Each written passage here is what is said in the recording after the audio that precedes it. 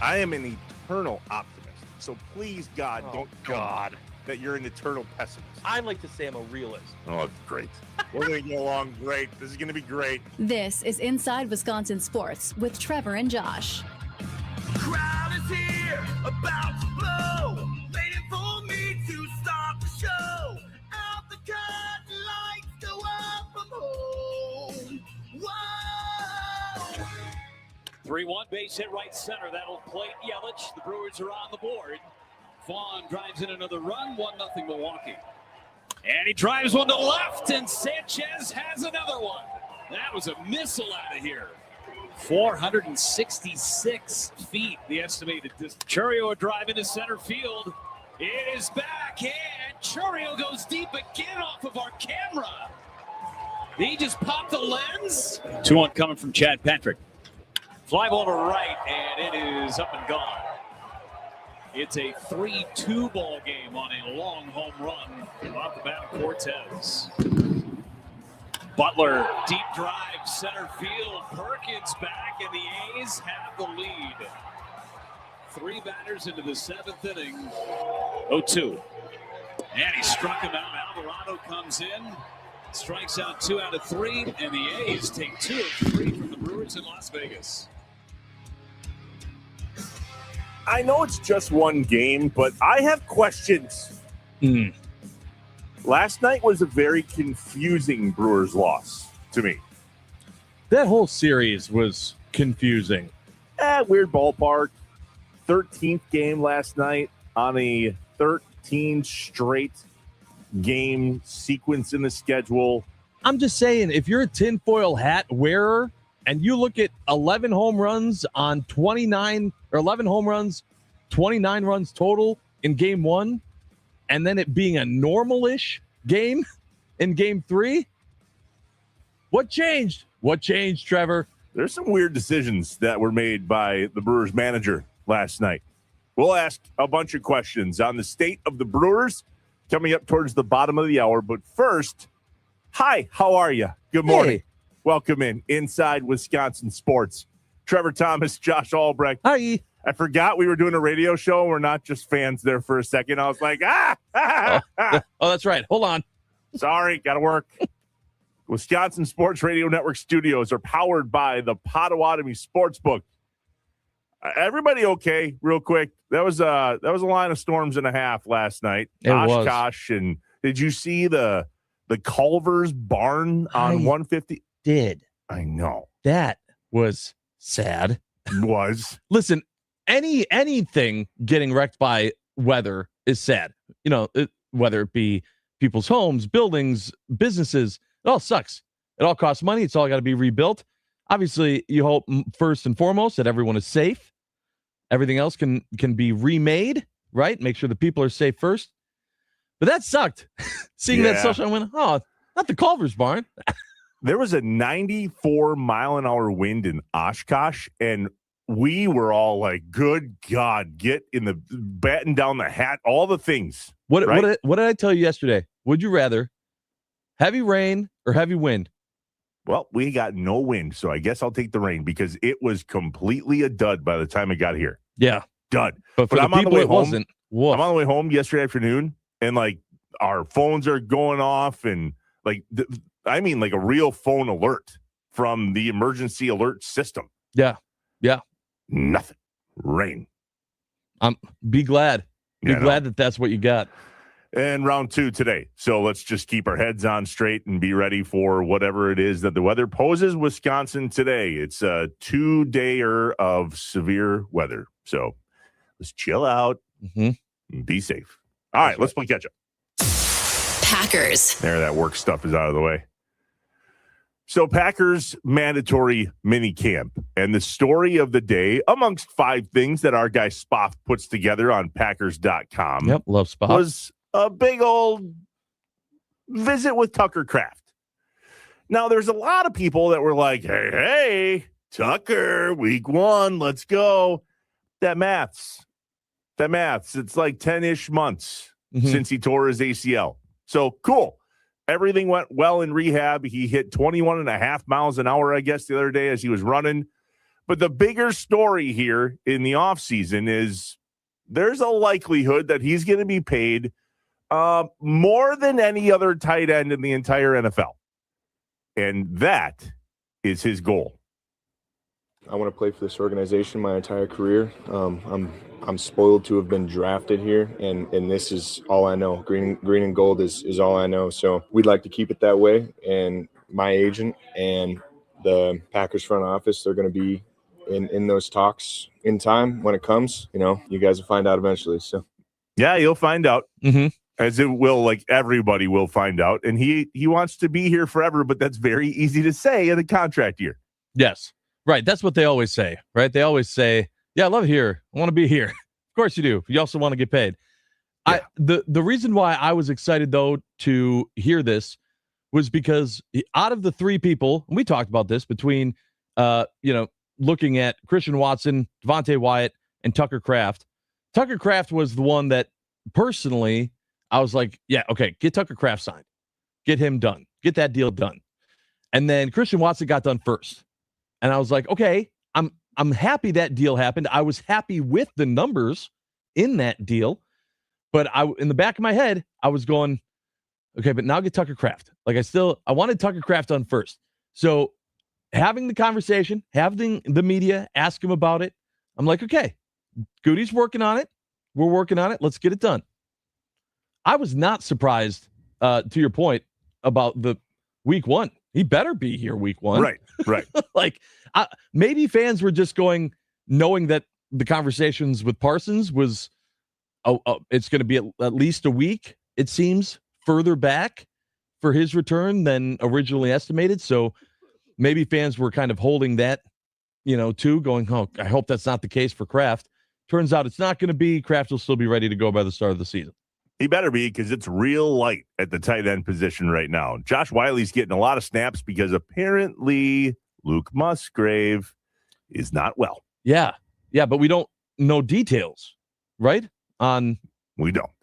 Which is worse, right? That we don't know?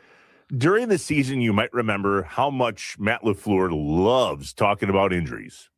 Well, here in the offseason, there's no rules that say I need to tell you this injury list. And shocker, he doesn't want to talk about it either. Yeah. Well, at some point, I'd like to know, hey, bud, like, does that all change at training camp? I feel like that's the thing about mandatory minicamp. Like, we're still in this OTAs, until it's training camp, you can kind of, they can pass a lot of this off. Once it gets to training camp, no, now we're locked in. Answer the questions. Day one turns into something different once camp starts. That's for sure. Right. Other things of note, Javon Bullard excited to be an interception machine. That would be the goal anyway. Zach Tom is hoping to be ready for training camp, which means Jagger Burton continues to be in the mix for playing time with the first team and the first team snaps. And I thought for sure, Josh, you were going to be happiest about Lucas Haversick having an amazing day yesterday, as our guy Smack took a day off, resting up a little bit. So Haversick came in and was, ready for this, made all 8 of his field goals. Okay, so this is the question in regards to Haversick. Do we look at him and go, he's the competition? Do you consider him the legitimate competition that's supposed to be lighting a fire for Smack, under Smack? I don't know. For some reason in my head, McManus being there carried more weight of a legitimate threat for Smack's job than Haversick does.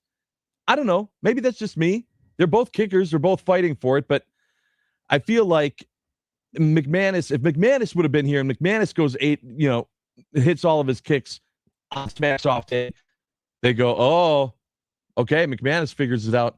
I don't know that people are feeling that same way about Haversick. I don't know, man. Haversick, remember, was the kicker during McManus's off time, and essentially McManus took over for him. So it's not like, oh, we haven't seen this guy in 3 years. We're fairly certain who Lucas Haversick is.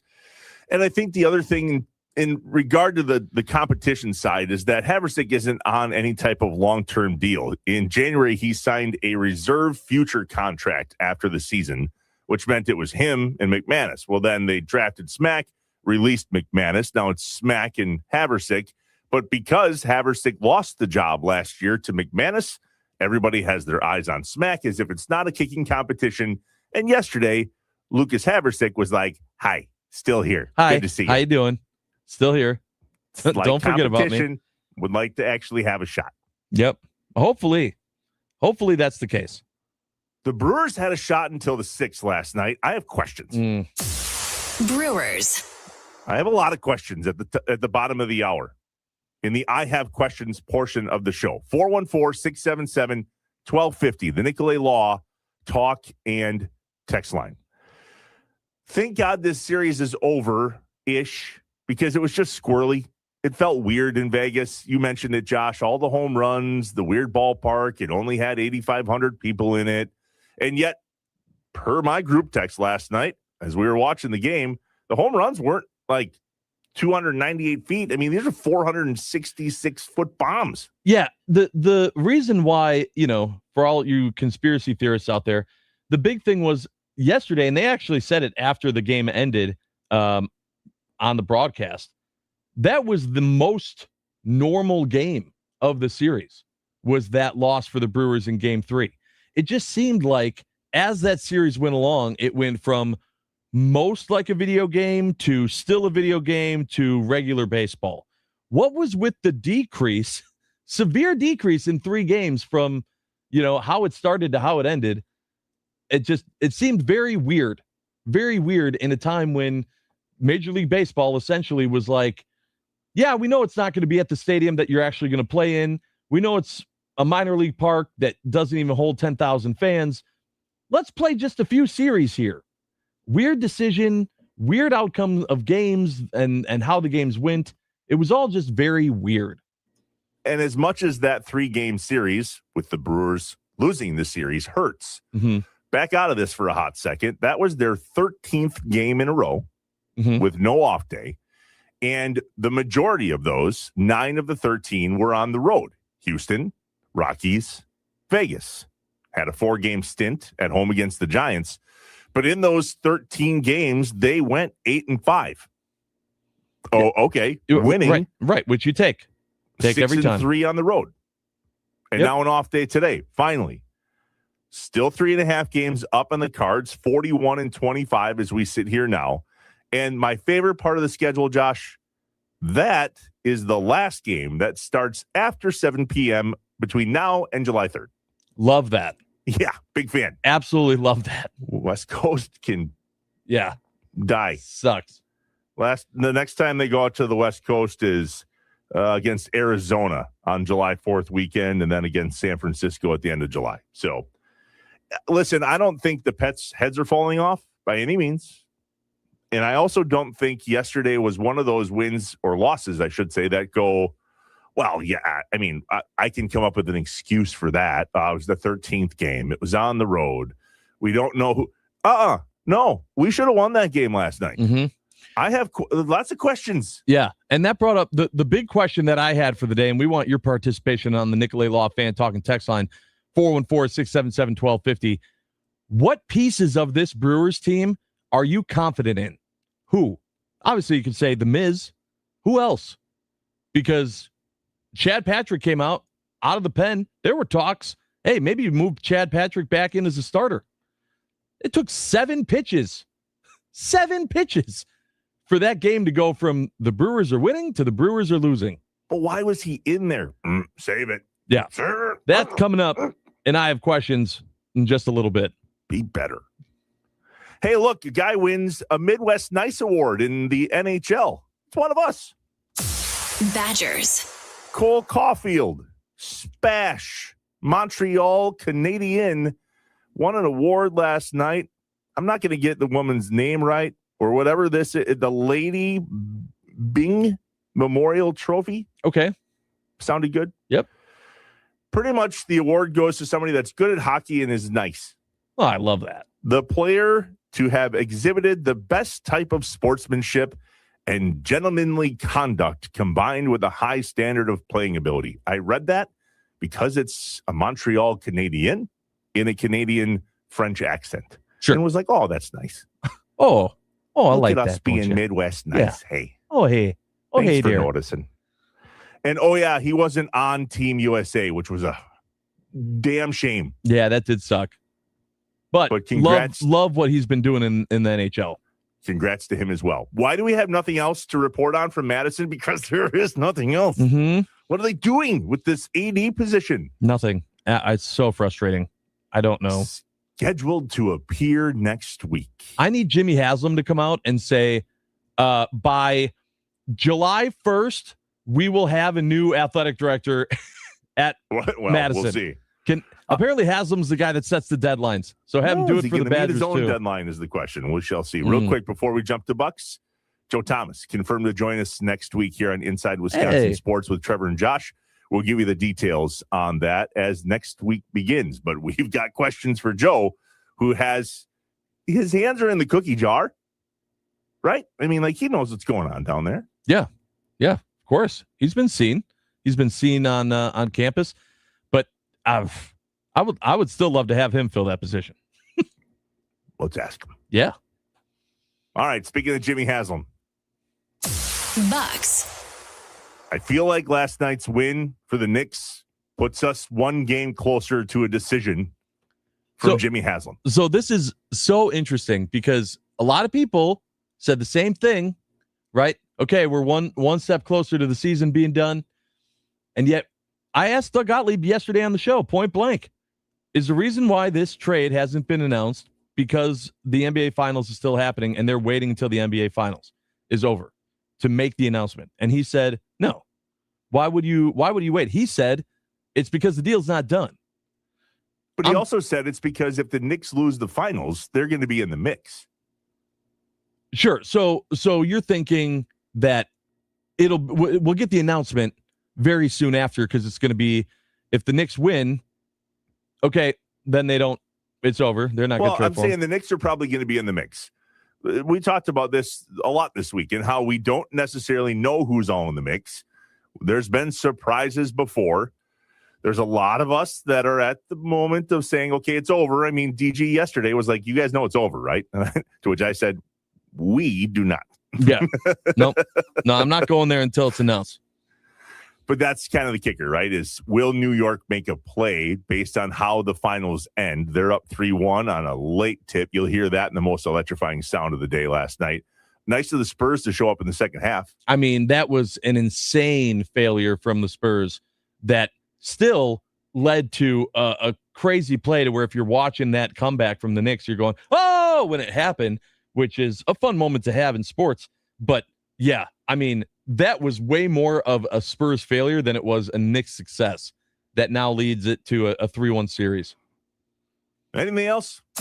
Anything else? Big show today. A Be Better Thursday. We're going to chat with Rob Zerjav, the president and CEO of the Wisconsin Timber Rattlers, at the 7 o'clock hour for the Malott Meets Morning Mind Dump, and be mind dumped with all the things going on in the T-Rats organization this coming weekend. Caitlin Sharkey from WGN in Chicago joins us in the 8 o'clock hour to talk about the team that they're losing in Chicago. Mm-hmm. At least that's the story-ish. Now Chicago's like, wait a minute. Hold on. Just hold on. Yeah. Did you hear the new Bears fight song that came out of Northeast Wisconsin by chance? I did hear that. That was created 3 doors down for me. Okay. In this very building, and we will play that for you. I would like to play it for Caitlin. Okay. Maybe that's the comeback. Oh, boy. See what she says. Let's try to have this not be her last appearance on the show. Nah, we're fine. But no, it'll be good. And you and I have questions. 414-677-1250, the Nicolay Law talk and text line. Let's put some Brewers goggles on for a hot second. Where do we land here after this 13-game stretch? Who do we trust? Who are we confident in? And who are we not? 414-677-1250, the Nicolay Law talk and text line. On a Thursday, we're live from the Wisconsin Sports Radio Network studios, powered by the Potawatomi Sportsbook, Inside Wisconsin Sports with Trevor and Josh.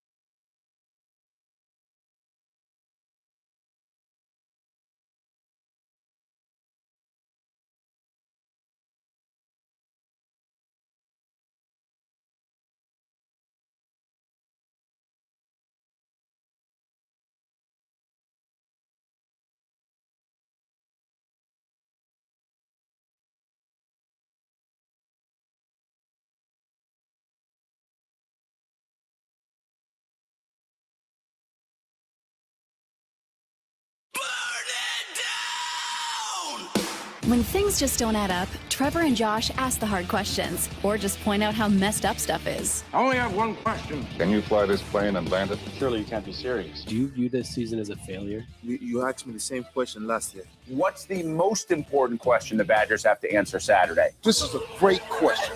Oh my God, this is a great question. It's time for I Have Questions, presented by Capital Credit Union, doing the right thing on Inside Wisconsin Sports with Trevor and Josh. In sports and in life, the right partner matters. At Capital Credit Union, they are there for you every step of the way. Capital Credit Union, doing the right thing.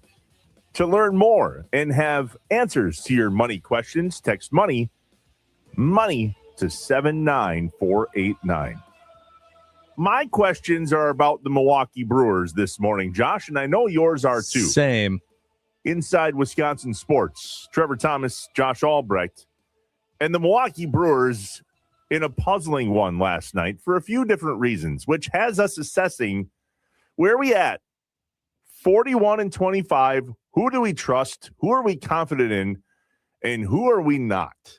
414-677-1250, the Nicolay Law talk and text line. Josh, mine starts last night in the top of the sixth. 2 on, nobody out. David Hamilton to the plate. I got crucified last week when I suggested that we bunt with 1 out with Hamilton because the likelihood of getting him on first from a bunt is high. Trevor, you don't bunt with 1 out. There's no such thing as a sack for. Well, how about with no outs?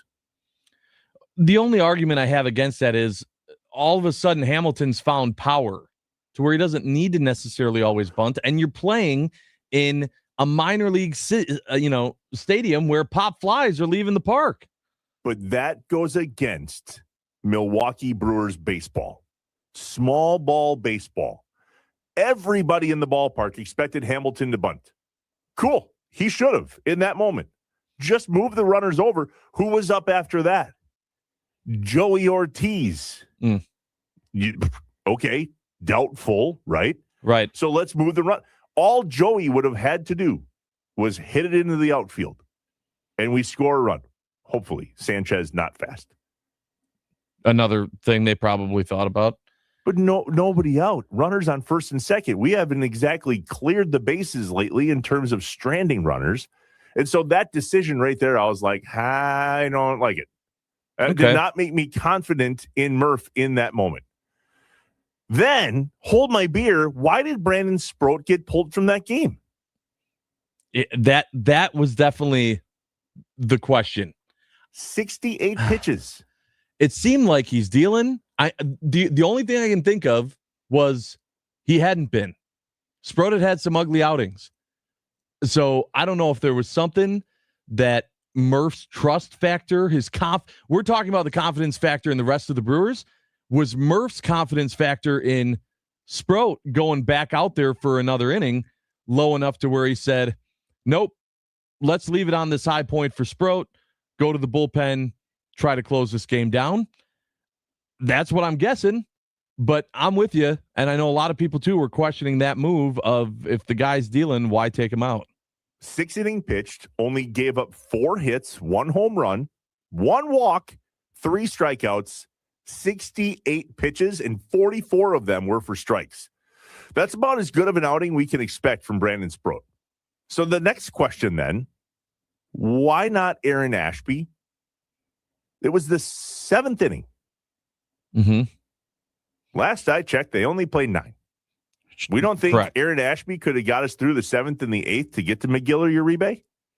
But Chad Patrick, who threw 8 pitches. Now, nobody expected Patrick to come in and blow up the way he did. But why there? Why Chad Patrick in that situation? I don't know. I haven't been able to dial in to the decisions with who comes out of the pen and when that Murph has made. It's always a guessing game for me in regards to, all right, who's he going with now? Oh, okay. Bringing out Ashby. Oh, okay. It's Chad Patrick now. Oh, okay. DL Hall. Like whoever it is, I'm not. If you said, who do you think that Murph's going to bring in? I have no clue. It's a guessing game every time. Shouldn't be, though. It doesn't need to be a guessing game. They've been fairly dialed in the bullpen, and it's very situational. And that is why I don't necessarily feel confident right now in Pat Murphy. There have been some really puzzling things in the Brewers system this year. Game decisions. A decision like that with Sproat last night, or not to have Hamilton bunt. Or what's up with this whole Vaughn and Bowers, and why can't they both play in the same game at the same time pretty much always? That was in big conversation last night on the Potawatomi Sportsbook Baseball postgame show. My phone blew up about it from my cousin a few nights ago. What are we doing? And so in the first 2 seasons of Pat Murphy being the manager of the Milwaukee Brewers, Josh, I can't recall any moments where I really started to really scratch my head and go, what's Murphy doing? What? I don't get that. I don't remember those moments. Already this season, 41-25, 3.5 in first place over the Cards. There's been a lot of those moments. And I'm not questioning Pat Murphy as a manager, but I'm not exactly confident in some of the moves he's made, which is why I have questions. 414-677-1250, the Nicolay Law talk and text line. Josh, what are you confident in, and what aren't you confident in? Yeah, so this was the big one for me of just take a step back, and I want all of our listeners to do this too. Just take a step back. Try to not look at it from just the last 24 hours. But in general, who on this team do you feel confident in? My answer is Miz, but even you said you're waiting for the other shoe to drop. Yeah, thinking the Miz can't keep this up forever, which is true. Like, we just need to prepare ourselves for that. Correct. Right, just like Kyle Harrison the other night. Right. But so that makes me go, okay, so is Harrison still someone you're confident in? Oh, God, yeah. Okay, One good. outing. We're good. Right. What about the bullpen? Bullpen For the most part. Yeah. For the most part. I'm not confident in the bullpen. I've been confident in the bullpen, I think, all year. Why? Because it seems like everyone in the pen is hot and cold. It's all right. Hey, Uribe's taking over for McGill, closer.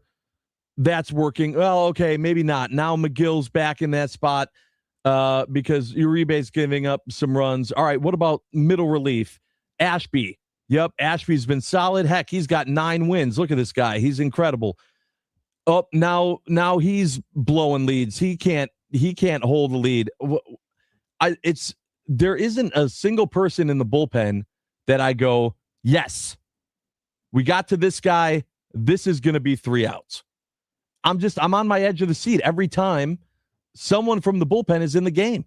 That's that confidence level. Now, I'm not saying they can't do it. I believe that they can, but in the back of my head, with every single one of them, I'm going, but they could also blow this at any minute. And that is what is scary to me. And we saw it on display with Chad Patrick. When Chad Patrick came in, originally, I was like, okay, Patrick's in, got a 2-run lead, shut this down. Boom. Before you know it, literally 8 pitches later, 4-3. The bats, okay? You go to the bats. They've been better. I feel like the only person on the bat on the offensive side, like Jake Bowers, has been doing well. I can count on him for some power. Churio's been playing well.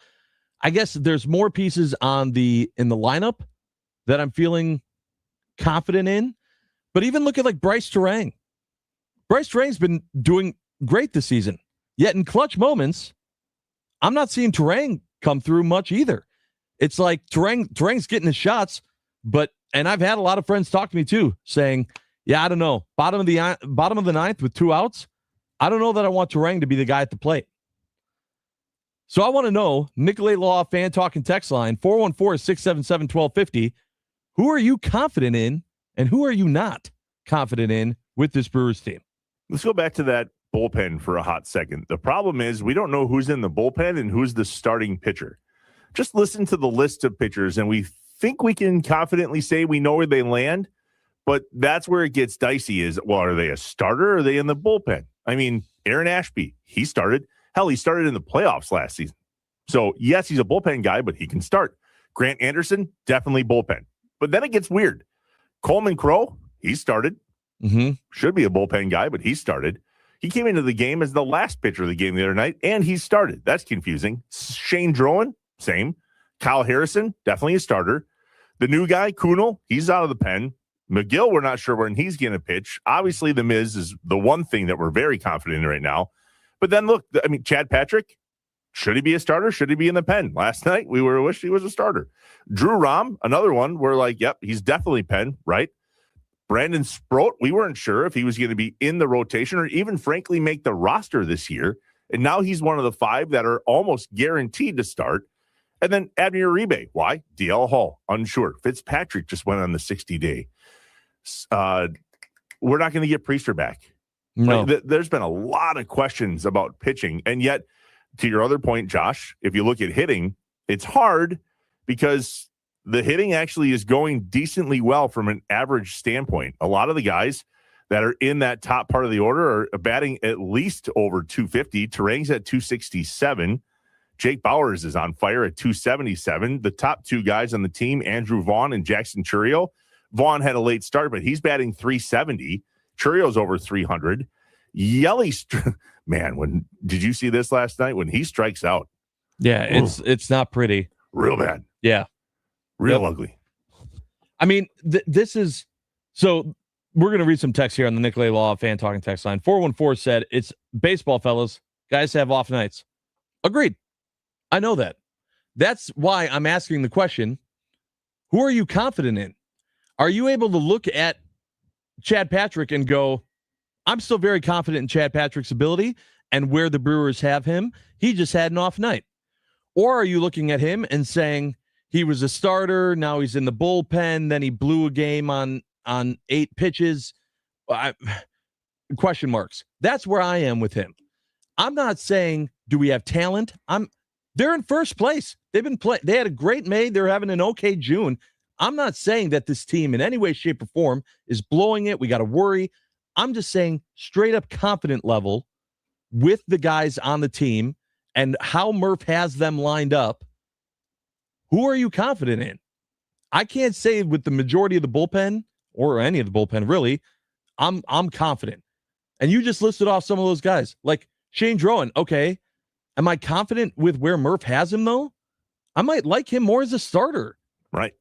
There's a lot of question marks. We're not sure. Jeff from Luxembourg. In the lineup, I trust Contreras, Terang, Bowers, Chourio, and Yelich. From the arms perspective, I trust Miz.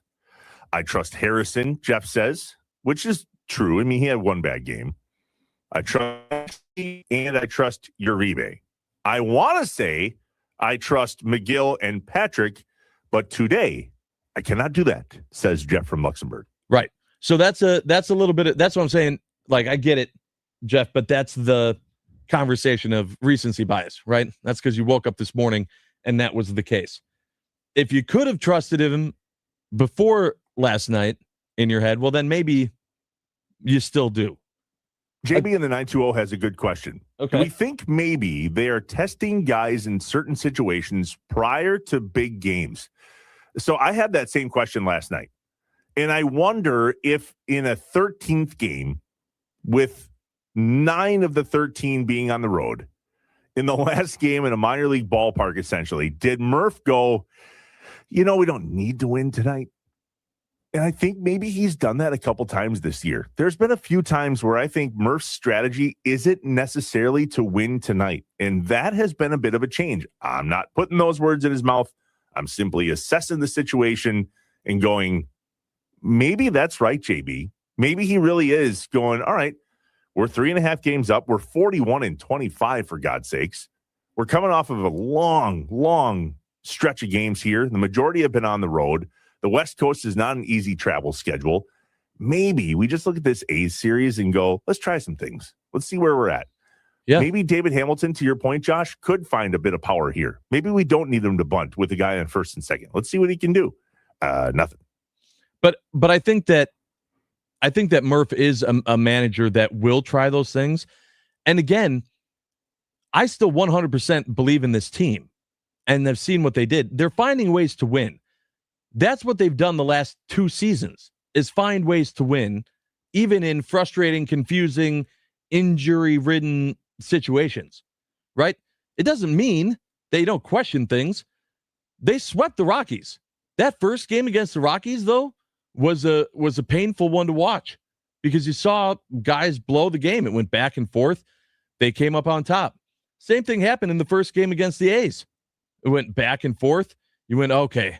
I mean, let's be honest. No one thought after Contreras hit that home run and they were up by 4, no one thought they were coming back in the bottom of the 10th. Everyone thought it was over. Oh, nope. No, it's not.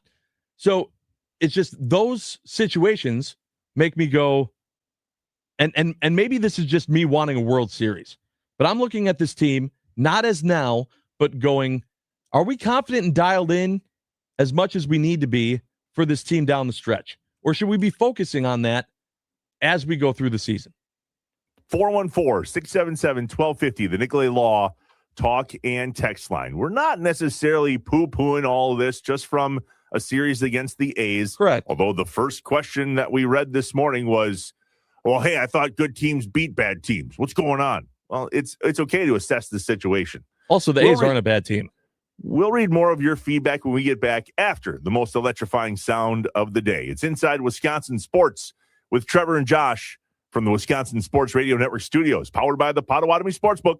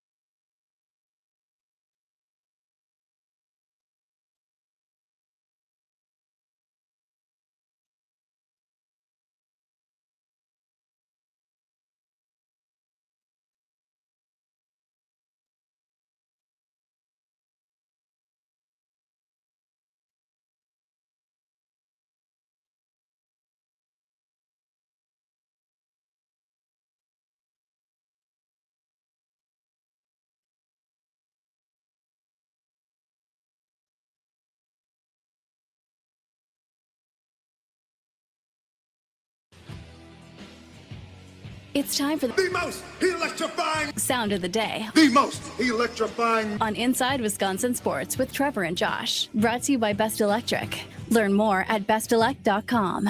Don't stress. Connect with the best. Let's go flat for Jalen Brunson. Allow him to operate at the top. 101. Brunson gets it. Fires up a three.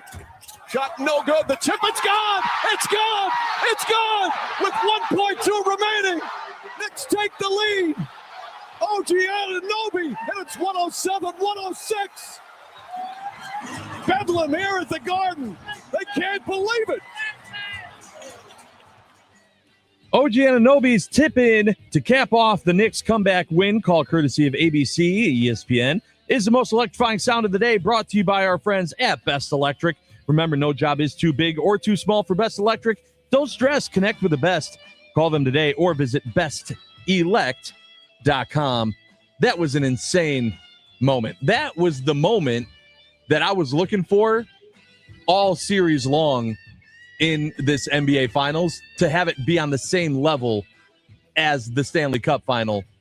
Huge comeback, biggest in NBA Finals history, and the way that it came back, I mean, obviously, if you're a Spurs fan, you're going, just the biggest dumpster fire in the second half. But as a casual NBA fan, that was fun to watch. 41 points in the first for the Spurs. 30 total in the second half. 30. So, wait. How many you say in the first half? 41 points in the first quarter. Oh, yeah, right. 30 in the second half. 29 points.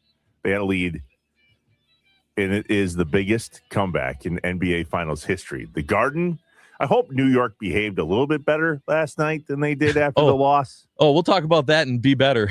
Don't worry. You ain't kidding. On a Be Better Thursday with the Wisconsin Better Business Bureau. So now we're one game closer to finding out from Jimmy Haslam who wants to trade for Giannis and who doesn't. Mm-hmm. And there, I wonder what you can do these trades and these scenarios, and people keep talking about poly market and is it Kelce? I wonder where that's at from a will Giannis stay in Milwaukee standpoint, because that's just one of those things where who knows where people land on that. There are a few, Josh included, that are hanging on by a string to say there's a chance, right? Until it's done, I'm not going to say that it's done. But, I mean, yeah, all of those sites are screaming it's Miami. I mean, Miami, the heavy favorite for where Giannis plays next year. 414-677-1250, the Nicolay Law talk and text line. We're simply assessing the situation that is the current Milwaukee Brewers as they finish up a 13-game stretch of games, the majority of those 9 on the road, including 6 straight, Colorado and against the Athletics there in Vegas. So it's the Phillies this weekend, then another off day on Monday, then home against Cleveland before they go back on the road for another 6 games at Atlanta and at Cincinnati. But at least that's bookended by some off days. And so we watched last night and go, hate losing that series against the A's, but back out of that, go at the 30,000-foot level. How do we feel about the Brewers in general right now? Who do we trust and who do we not so much? Yeah. And I want to stress here the fact that it's not about slumps, right? Because it seems like different guys are stepping up different nights that are allowing this team, through the injuries, through the question marks of who's pitching, who's not, the TBDs in the rotation, they're finding ways to win, which is fantastic. This is the first series they've lost in a long time, right? So you take that, but in straight up confidence, just a straight up confidence in a specific player, just that's what we're analyzing. Who do you have confidence in and who do you not in those clutch situations? We definitely have confidence in Matt Arnold, and we definitely have confidence in the Brewers farm system. So let's check in with the farm system for the Brewers that's here in Wisconsin. The Wisconsin Timber Rattlers, a home stand again this weekend. Let's check in with the CEO and the president of the T-Rats, Rob Zerjav, at the top of the hour for the Malott Meats Morning Mind Dump, on the field and off the field. I really want to know what's happening at the single A level. that allows guys like Luis Lara to literally that's Luis Lara. Mm-hmm. He played for the T-Rats in 2024. Yeah. A few moments later, a long-term deal. Mm-hmm. And it's not the first time this has happened. I want to know what Rob thinks of that and what's in the juice in Appleton that allows these guys to get paid so quickly. We'll do it when we come back. The Malott Meets Morning Mind Dump on Inside Wisconsin Sports with Trevor and Josh.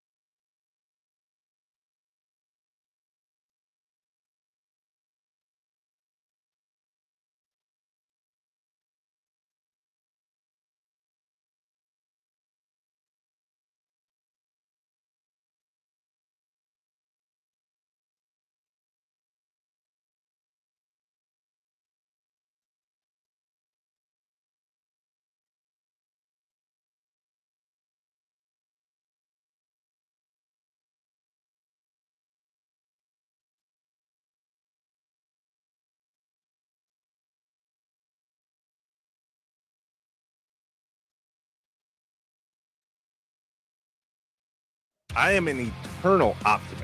So please, God, don't tell me that you're an eternal pessimist. I like to say I'm a realist. Oh, it's great.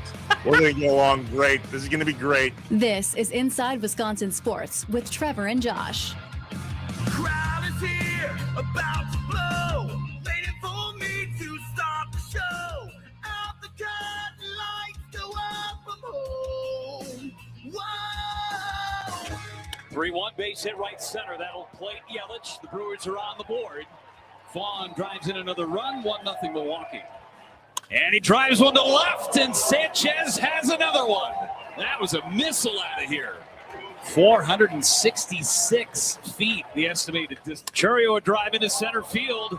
It is back, and Churio goes deep again off of our camera. He just popped the lens. 2-1 coming from Chad Patrick. Fly ball to right, and it is up and gone. It's a 3-2 ball game on a long home run off the bat of Cortez. Butler, deep drive, center field. Perkins back, and the A's have the lead. 3 batters into the 7th inning. 0-2. And he struck him out. Alvarado comes in, strikes out 2 out of 3, and the A's take 2 of 3 from the Brewers in Las Vegas.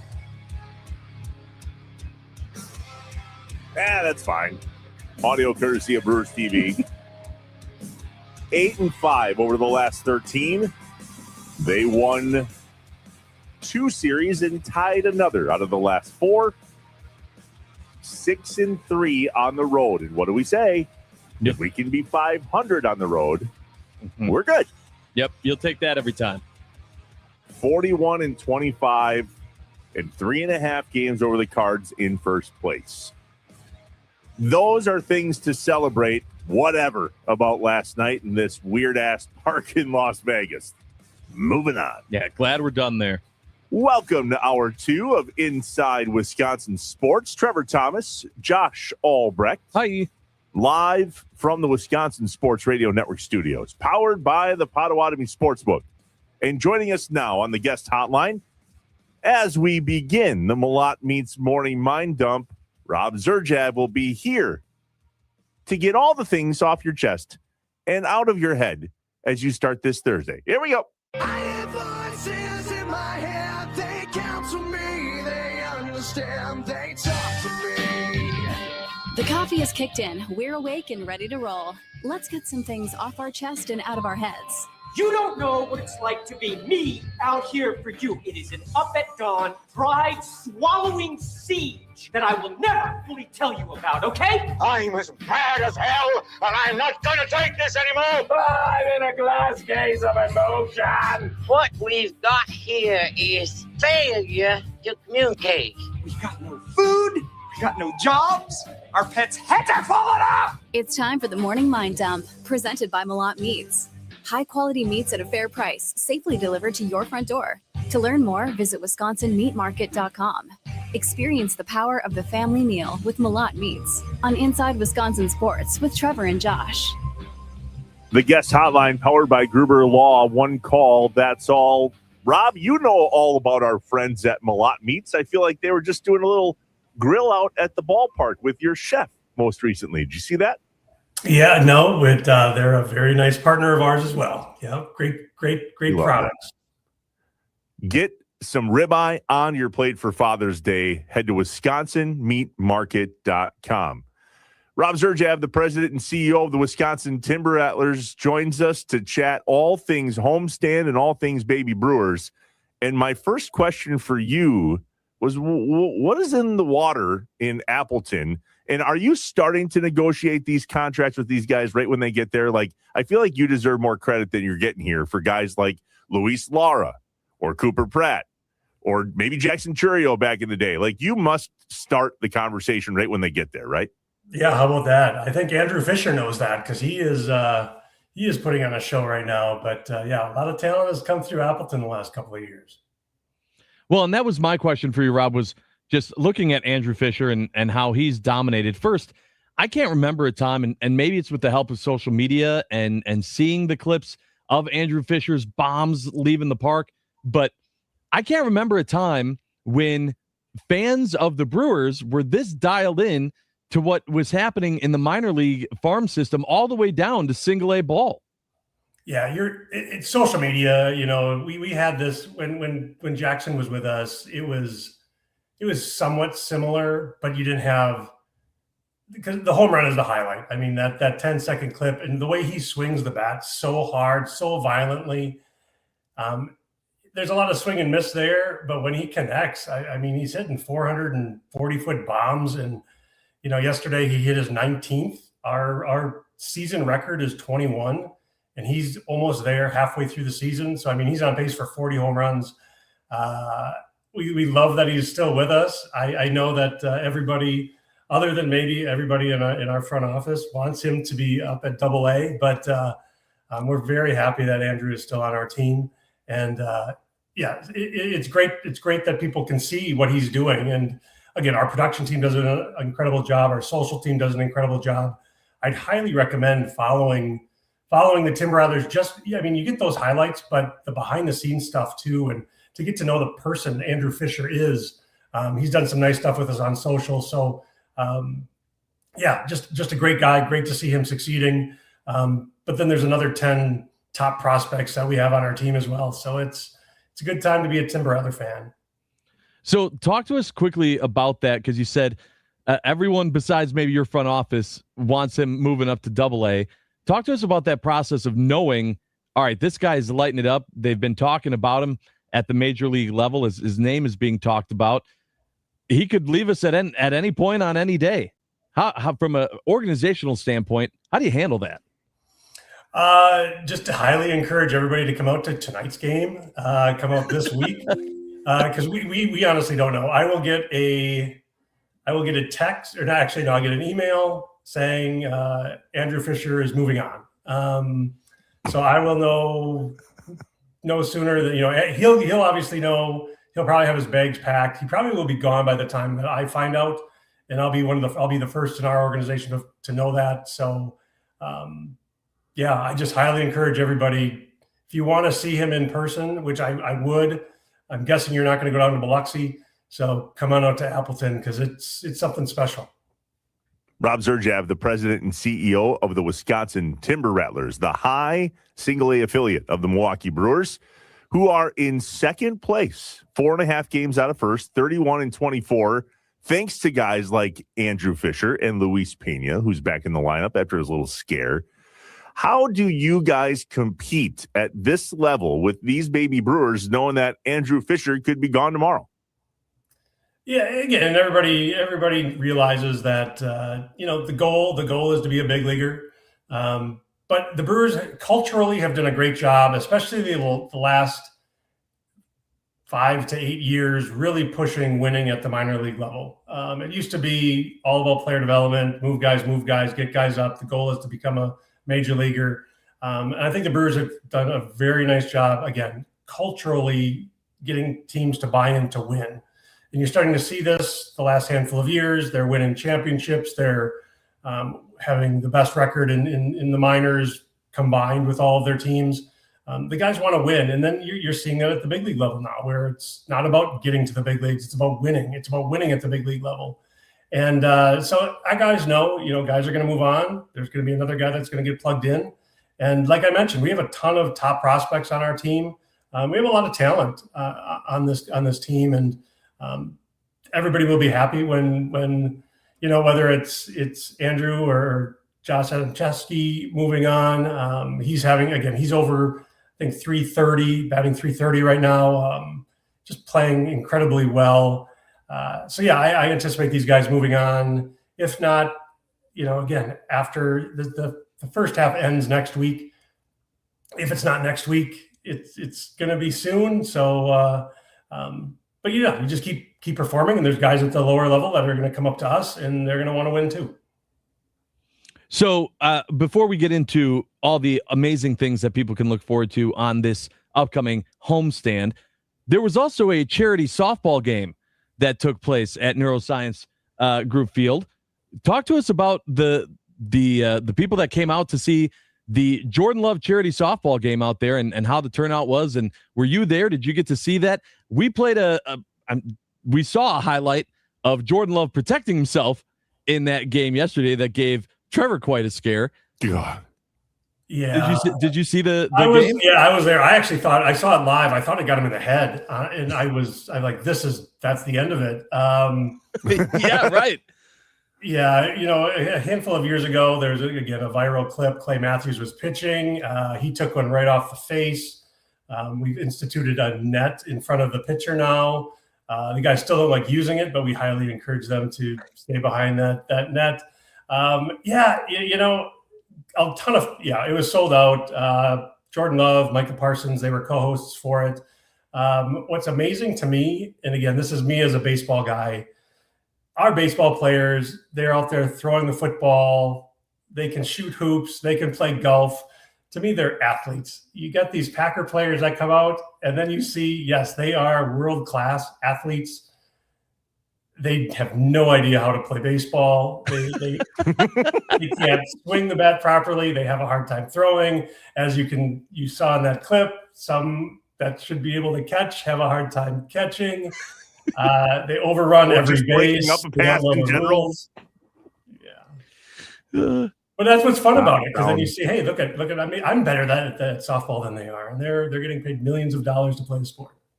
So do you do you guys provide the equipment? Do you help them get the glove? Okay, here's your glove for the event. Like, how much are you guys a part of that? Yeah, the bats, the balls, the gloves, everything. Nobody's bringing their own stuff. We provide everything. Got it. Rob Zerjav, the president and CEO of the T-Rats, the Wisconsin Timber Rattlers, joining us on Inside Wisconsin Sports with Trevor and Josh. You ever heard of the mystery ball? Can we just maybe play mystery ball for that game? Like, we have a mystery ball tournament here in De Pere. What? And you play with either a 12-inch, a 14-inch, or a 16-inch ball, and they flip a coin or draw out of a hat, and then you start. Because the 16-inch ball, you can play without gloves, and it doesn't hurt or injure. So just put that in the memory. I don't know who needs to hear that and who you need to email, but CC me, would you? And I'll chime in. I think there are going to be some real changes moving forward. There's a lot of confusion with, again, 3 balls, 2 strikes in softball. All the players, they would take 2 swings and then they were out, but then they said it's not 3 strikes. So just there's an awful lot of confusion this year. Wow. Simple Google would have been just great, fellas. Try that. We got to lay out the rules. So you were talking about all the things that your staff loves to do, Rob. Apparently, laundry isn't one of them.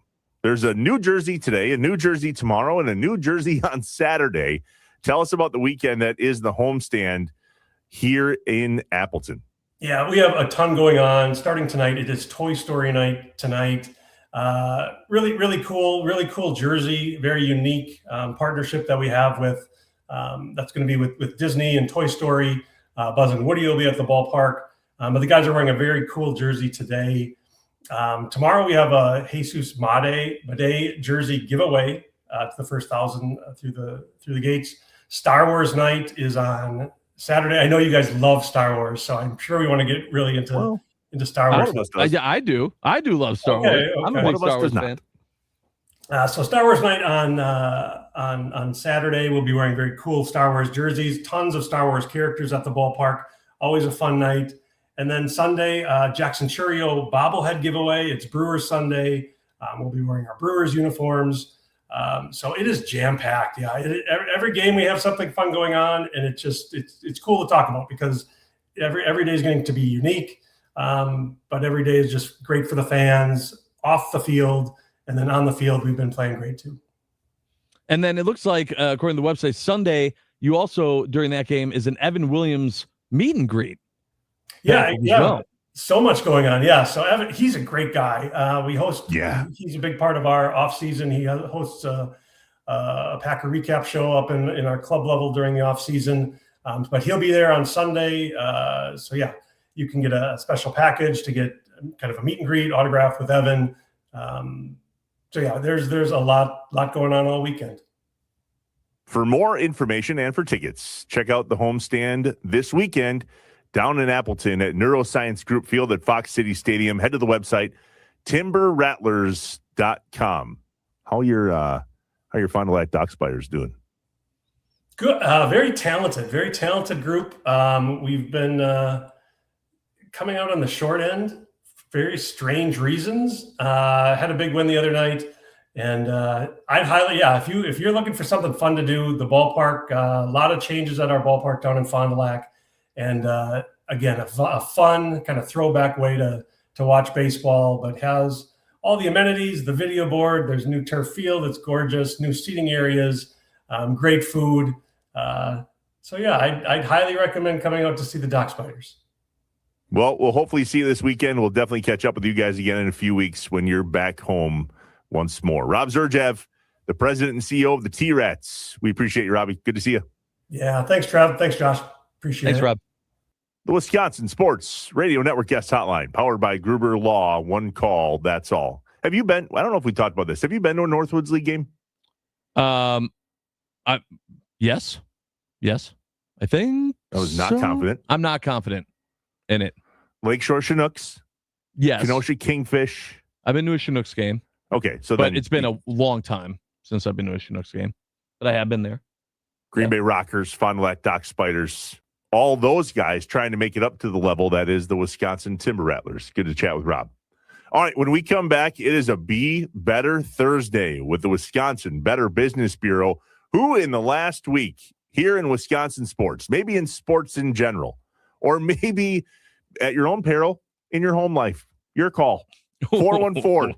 Yeah, well, 677-1250. 414, as if maybe typos matter. 414-677-1250. The Nick Lane Law talking text line. There we go. I'm about to step in it live from the Wisconsin Sports Radio Network studios, powered by the Potawatomi Sportsbook. Maybe I'll take that back. It's a Take Back Tuesday next week. Inside Wisconsin Sports with Trevor and Josh.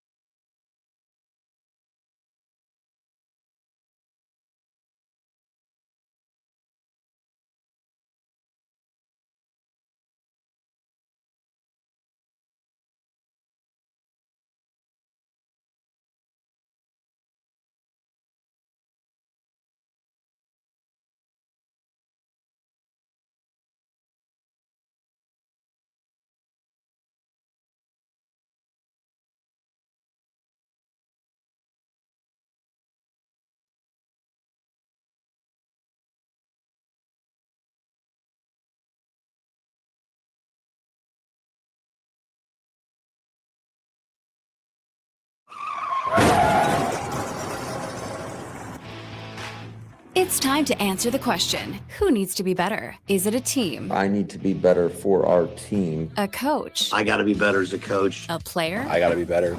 We got to be better. Just facts. Let us know who you think has to be better. Brought to you by the Better Business Bureau. Show people your business is better. Get BBB accredited with the Better Business Bureau at bbb.org.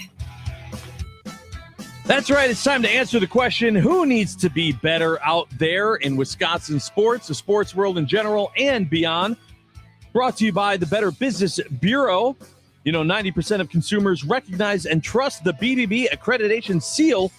If you want to showcase your business as a better business, get BBB accredited. Learn more at bbb.org. All right, Trev, I'm going to get things started this week. The Knicks had a huge win. Win yesterday. And yet now 2 games in a row, 2 wins, I should say, in a row for the Knicks. And there are videos coming out of Knicks fans in the streets attacking each other. Did you say 2 wins in a row? They lost that other game. But I'm saying, like, even when they weren't home, they were still attacking each other. Perfect. On the streets. Awesome. Not Knicks fans attacking other Knicks fans. There was a video of a Knicks fan hitting another Knicks fan in the head with a street sign, like a caution sign, as if it was a WWE hardcore match. Your own fans. Not saying that the violence is ever okay, but like, why? Your At team least won. Kick the Spurs fans' asses. If we're gonna get in a fight, fight each other. Be better. I'm thinking to myself, okay, so when the Bucks won it all, right? When the Bucks won, we were hugging each other, even though we didn't know each other. Okay. When the Philadelphia fans win, they're lighting cars on fire and trying to climb up street poles. Okay. Knicks fans haven't even won the whole thing yet, and they're already hitting each other with street signs. What is going to happen if they win the whole thing? Knicks fans, you got to be better. Yeah. What is happening? Things are going to burn. And not so Midwest nice there. No. Did you see? I'm so confused. Did you see them yell at Wemby when he walked out of the hotel? Oh, yeah. And someone threw like an egg at Wemby, too, hit him in the back of the head. To be fair, easy target, right? You just kind of toss it up into the air. But like crazy. And I know those are the worst fans. Not all Knicks fans are blah, blah, blah, blah. Okay. But that's what got shown was a fan hitting Wemby in the head after after the Spurs lost with an egg, and then also a Knicks fan hitting another Knicks fan with a street sign. Be better. And thank you, Internet. Yes. For capturing all those things. Also, thank you, Internet. I'm just going to say New York City / Madison Square Garden. So not so much about how the fans are acting, but how they're getting fans into the building. Did you see this the other night when President Trump was there? Mm-hmm. There was a bit of a protocol. Everybody needs to get scanned. These are the things that we have to do. These are the areas that are closed and so on. Sure. And everybody thought that was just going to be because the president was in the building. Last night, just as much of a you-know-what show. Yeah. And many of people on social media, including popular names like Darren Rovell, was like, oh, we're doing this again, are we? Cool. Madison Square Garden, you've been around a hot minute. Mm-hmm. Be better. You know how to get people in and out of the building. You have a number of different entrances and exits for a reason. Maybe you have to make some changes if the old president's in the building. Or maybe we just go back to the way it was. Or did Taylor Swift change all of that? Because that's why people had to get scanned last night. I was going to ask, I wonder if it's because like so many celebrities were at that game that also changes things of how they're getting people in. But either way, then like you have secret underground entrances that you get those people in. That shouldn't take away from how you're moving people through the main entrances. You know who doesn't care? The rest of them. Yeah, right, exactly. Right. Let me get my seat. Be better.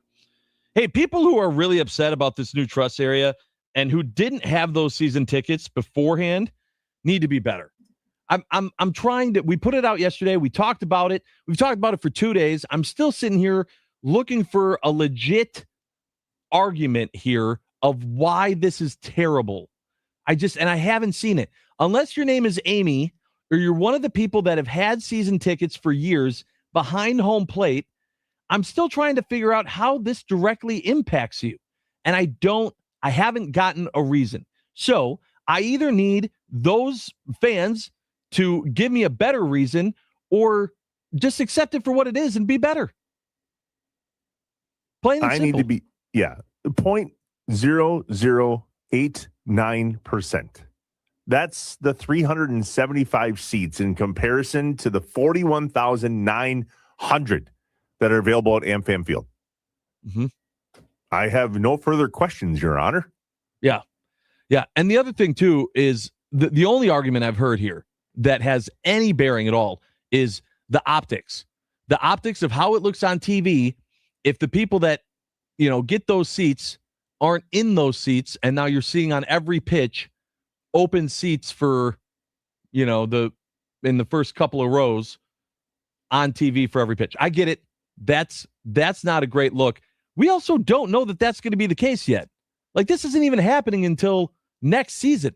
We don't know how that's going to be, what it's going to look like, what the Brewers might do if the fans that have those seats aren't in those seats. Like, let's give them time before we're worried about the optics of how it looks on TV. Let's be better. From the 414 on the Nicolay Law talking text line, 414-677-1250, someone says anonymously in West Dallas that their job needs to be better. They fired my boss unfairly and then proceed to call me and lie about the situation. Whoa. Which I've been brought up to speed on, saying that it was a mutual decision. And then they offer me, this person, the position. Be better. Ooh, that's a tough one. That's a tough situation. I hope that they can't narrow it down, Anonymous, because that was pretty detailed. Whew. Yikes. Turns out I need to be better. Oh, why is that, Trev? I mentioned before the break that texts matter. And then I was reminded during the break that I should probably be better. So I was going to share how I thought there was some opportunities to. Turns out it's me. So I will now be better. That is the most husband response ever. My FaceTime rang. I was called some names and I was flipped off. So I will be better. And my son needs to drive better, apparently. Yes, that's it. Man, this is one of those times where I don't have a comment. I'm not going to go there. That's because there's an ad on this very network that says you need to be better. Yep. We already all know that. Oh, man. That's really good, though. Whew. Hey, Wisconsin weather needs to be better. I know I've said this a bunch of times. I thought we were over this. We had these wind, tornado, thunderstorms earlier in spring, right? Yeah. After Memorial Day, I said it's summer. I understand. I don't know when the actual official start of summer day is, but to me, it's summer. It's after Memorial Day, it's summer, right? Yeah. Why are we still having these severe weather storms with tornadoes ripping things apart through the state? Wasn't it supposed to be the reason why we live here is because we have cold and then we have nice? What is this cold into then torrential rain and high windstorm season? When did that become a thing? Be better, Wisconsin weather. Jeez. I mean, it's the only thing that we have to worry about is bad snowstorms and severe weather. No hurricanes. Yeah, okay. But I don't want both. Earthquakes. No. It can't be cold like 5 months out of the year and then have severe thunderstorms and tornadoes another 2 or 3 months out of the year. And then you leave me 2 good months. Come on. Be better. Where are you headed for the weekend? I'm going to Orlando. Okay. Yeah. Do you just like the weather? I mean, I know you're a big Disney guy, but no, the weather sucks. It's super hot. Okay. Well, then what do you want? I would like 68 and sunny with a cool breeze. Why is that so much to ask for? San Diego sounds like it's the spot for you. San Diego is fantastic weather. Spot for everybody. I'm not gonna lie. Been to San Diego. It's like this all the time. All the time. Okay. Oh, crap! This is great. And they don't look like us. Yeah. Enjoy your salad. The 920. Be better, Doug Gottlieb, on what you define as a sport and what you say is not a sport. That got some people riled up yesterday when he said that golf isn't a sport because you have no aerobic change. Mm-hmm. I didn't say this yesterday because I couldn't get a word in edgewise with the guy, but they strapped one of those whoop things on some of the golfers during the Ryder Cup. Did you see this? No, a whoop? Is it called a whoop? It's a heart monitor. Oh, okay. And they showed how fast their heart was beating as they were teeing off for the Ryder Cup or teeing off for a major. Like they literally, turns out it's aerobic, just not physically aerobic. But their heart's flying, man, like 130s, 140s. That, according to my little watch, is zone 2. Well, listen, we also talked to John Kuhn in crossover yesterday, brought it up to him, and he said, you walk some of these golf courses and tell me that golf isn't a sport. You're sweating your tail off. You're exhausted when you get to 18. Another good point. I know a lot of people were very, very upset with that comment. I still don't think it beats his other comment, though, which I don't even know we called him out for, of being better, of just the uniqueness should be celebrated with the fact that the Brewers have never won a World Series. We absolutely called. Made the promo. The first thing I said did was, we on a Be Better Thursday? Did we call him out? Dumbest thing he's ever. No, I mean I gave it to him pretty good in the moment. Yeah. That is the dumbest thing you've ever said. Yeah, I still stand by that being the dumbest thing he's ever said. Me too. Yeah. All right, I got one more, and this is either myself needing to be better or Twitter needing to be better. And I'm not gonna lie, I'm not sure which one it is. So full disclosure first, birthday's on Monday. I'll be 36. I understand I'm getting older. But Twitter has gotten rid of the likes tab on my phone. I updated the app, and now when I scroll across the top, I can't hit the button that says likes. For this job, when I'm scrolling and I'm seeing everything, I hit like so that I can bookmark it. And no, I'm going to go back later, and there's all the audio I need or all the things that I want to see later if I don't have time. Now from my phone, I can't get there. Can I help you? Yes. Hit the bookmark button and then click on bookmarks. And that's where all of the things that you bookmarked show up. Okay, so I need to be better.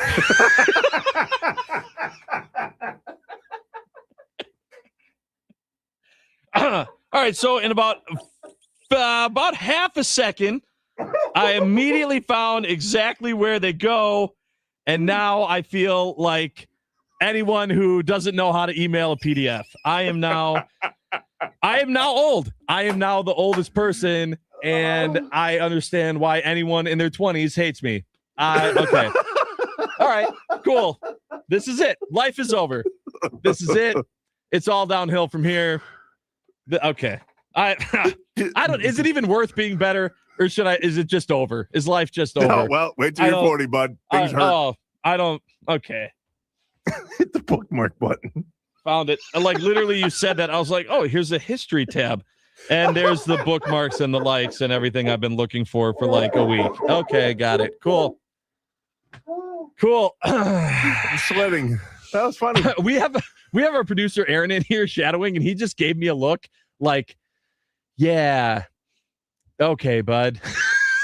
Been there for a second. I don't like how I feel right now. Did you just finally update your Twitter app or something that changed? Maybe I'm also terrible at updating apps because I'm also going, yeah, you're just updating things to make things harder for me. I'm also becoming a grumpy curmudgeon when it comes to app updates.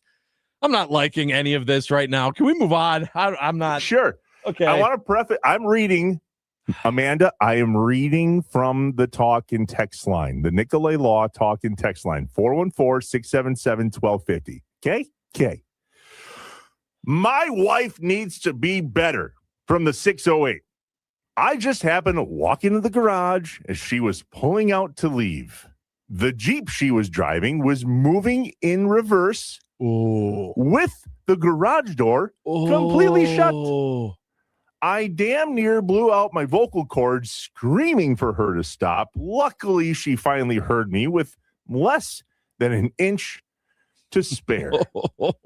Be better, Mary. Hope Mary's not listening. Yeah. Yeah. But you saved the garage door, right? That's the good takeaway. You ever hit the garage door? No. Me neither. Sounds like that was a lie. Twice. Oh, twice? Yeah, one time I backed into it. I was trying to back up my old Jeep and get it as close, or the ball was still in, if you will. Sure. That's what hit. The car didn't hit. Sure. That was our starter home, though. That was character. Okay. Yeah. Now, the other one, not character. Because there's a second. When I have the roof off the Jeep, and I pull, the cord that hangs down that you can pull for the garage door, and so I shut my door to the Jeep, which is jacked up a little bit. Okay. And the garage door was open. Okay. And I did not notice that when I shut the passenger door after I took the top off the Jeep, that the cord was stuck in the door. I get in the driver's side door, the garage door is open. Okay. Until I start pulling away. Yeah. Bam. Yeah. Oh, I bet you almost went in your pants. Oh, well, in that situation. Have you been there in a moment where the only person that you can be mad at is you? I mean, on a daily basis. Bad. Yeah. I want to blame anyone else. And you look around and it's just you. Just me. Oh boy. Okay. You ever have those situations happen and it's on Ring camera and you go back and you look at it and you're like, so this is what everyone else would have seen. Okay. Yeah. Good. I tripped going down the stairs at my kid's school and smashed the brick wall. Smashed it. Just smashed. And I looked up and I looked at the camera that's in the school and I went, well, you're going to find that, aren't you? Oh, and I went to the principal, who's a buddy of mine, and I was like, you're going to want to pull the tape from about 4:33 on Thursday and then just go ahead and give me. Sure enough, he pulled it, sent me the clip, and he's like, that was fantastic. So you have it. Can you post that? Had. Past tense, it's long gone. Nice job. Dang it. I've got a couple more Be Betters. You all have a lot more Be Betters on a Be Better Thursday with the Wisconsin Better Business Bureau, 414-677-1250. The Nicolay Law talk and text line. We're live from the Wisconsin Sports Radio Network studios, powered by the Potawatomi Sportsbook, inside Wisconsin Sports with Trevor and Josh. It's bookmark. Just bookmark. Yeah.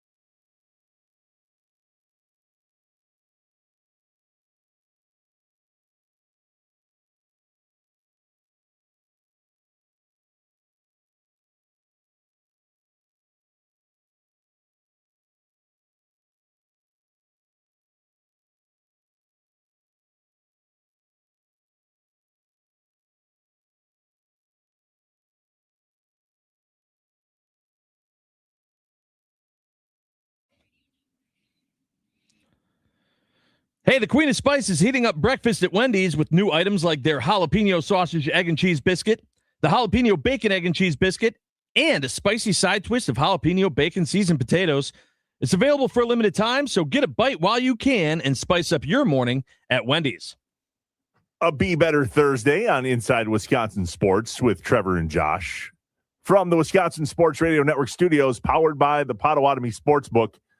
Josh, before we jump back into the Nicolay Law talking text line, 414-677-1250, on a Be Better Thursday of things that you've noticed, apparently from any point in your life, because the stories are coming now. Oh, yeah. Oh, yeah. People woke up. And went, you remember when? Mm-hmm. So my buddy Scott, who happens to be the father of Matt the Meat Man, said, Matt the Meat Man from A Lot Meats also backed his Jeep out of the garage without opening the door. So it's a Jeep thing? Apparently. Oh, okay. Got it. Do you know how funny that was? Because there's a slogan of it's a Jeep thing. Yeah. That was well played. Thank you. Man, outstanding. And now Matt is typing to defend himself. We'll read that later. All right. To the Nicolay Law fan talking text line we go. 217 said, this is Zach in Green Bay. He said, my teammates on my softball team need to be better. Some of them pregame too hard and aren't able to catch a ball by first pitch. Yeah, you got to be better. Come on, you're playing a sport here, remember. In what league? A beer league softball? Are we talking are you guys pros, Zach? Maybe Zach needs to drink more and be, but I don't. Hey now. Sorry. Here's one from Rhino. I have a great Be Better Thursday. My daughter just finished her sophomore year of high school. The first official day of summer, she goes out to hang out with friends, and her curfew is 10 p.m. And guess who was a half hour late on the first day of summer? Rhino has a message for said daughter. Be better, Pookie butt. Yep. Or he's gonna make sure you're better. Did you have a curfew? I did. I think it was 10:30 though. I never had one. But my mom always let me know if I was late. I never had a number. And I said to Rhodey at the start of this summer, I will not give you a number until you're too late. Well, what's too late? You'll know. Right. I'm sure. I don't remember what initiated that, but I know that I did have a curfew at some point. I earned that curfew by staying out past it. All right. The 920 says, be better, Tommy. Log out of your work Twitter and social media and don't be such a Cubs fan. There is this big thing going on of Tommy tweeting things that a Cubs fan would tweet. I believe that all of 9 to noon is in on it. But I do got to say, Tommy, you can put an end to all of this by just logging out of your Twitter. Just log out. Why don't you be a good friend and log out for him? That's a good point. You know what? I'm going to log out for you, Tommy. I'm going to log out for you so that you cannot make this mistake going forward. I'll be better for you. Here, I've got one, says the 262. Replacing the shear pin on my snowblower on a hard winter day. Spent about 30 minutes trying to find said shear pin that I literally put on the ground. Went to tell my wife I had to run to the hardware store for a new one, grab the magnetic flashlight, and you guessed it, there's the shear pin. Hey. I'll be better. There you go. 2 quick notes here. Jeff from Luxembourg said, welcome to the Get Off My Lawn Club, Josh. No! Yeah. No! Here's your card. You can't make me. And then also Bob in Minneapolis said, be better, Josh. It's not called Twitter. It's called X. I will not call it X. I will be stubborn. I'm calling it Twitter. X is a letter. I am not calling Twitter a letter. Elon Musk put out a survey and said, do you want me to go back to Twitter or do you want to stay at? Overwhelmingly, the survey said Twitter, please. And he's like, don't care. Yeah, okay. Thanks for putting that out then for no reason.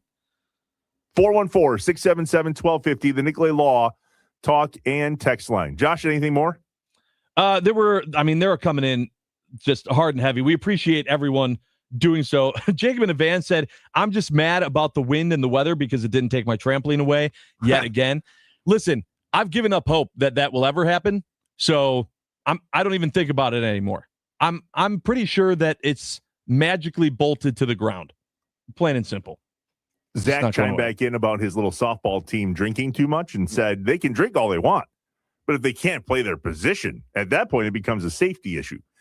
Zach, running to first for older men in a softball league involving beer is a safety issue. And that's it. Even if there's not beer, we just talked about the charity softball game with the Green Bay Packers being a safety issue. Sports are problematic when you're not, well, even when you're a professional, they're problematic.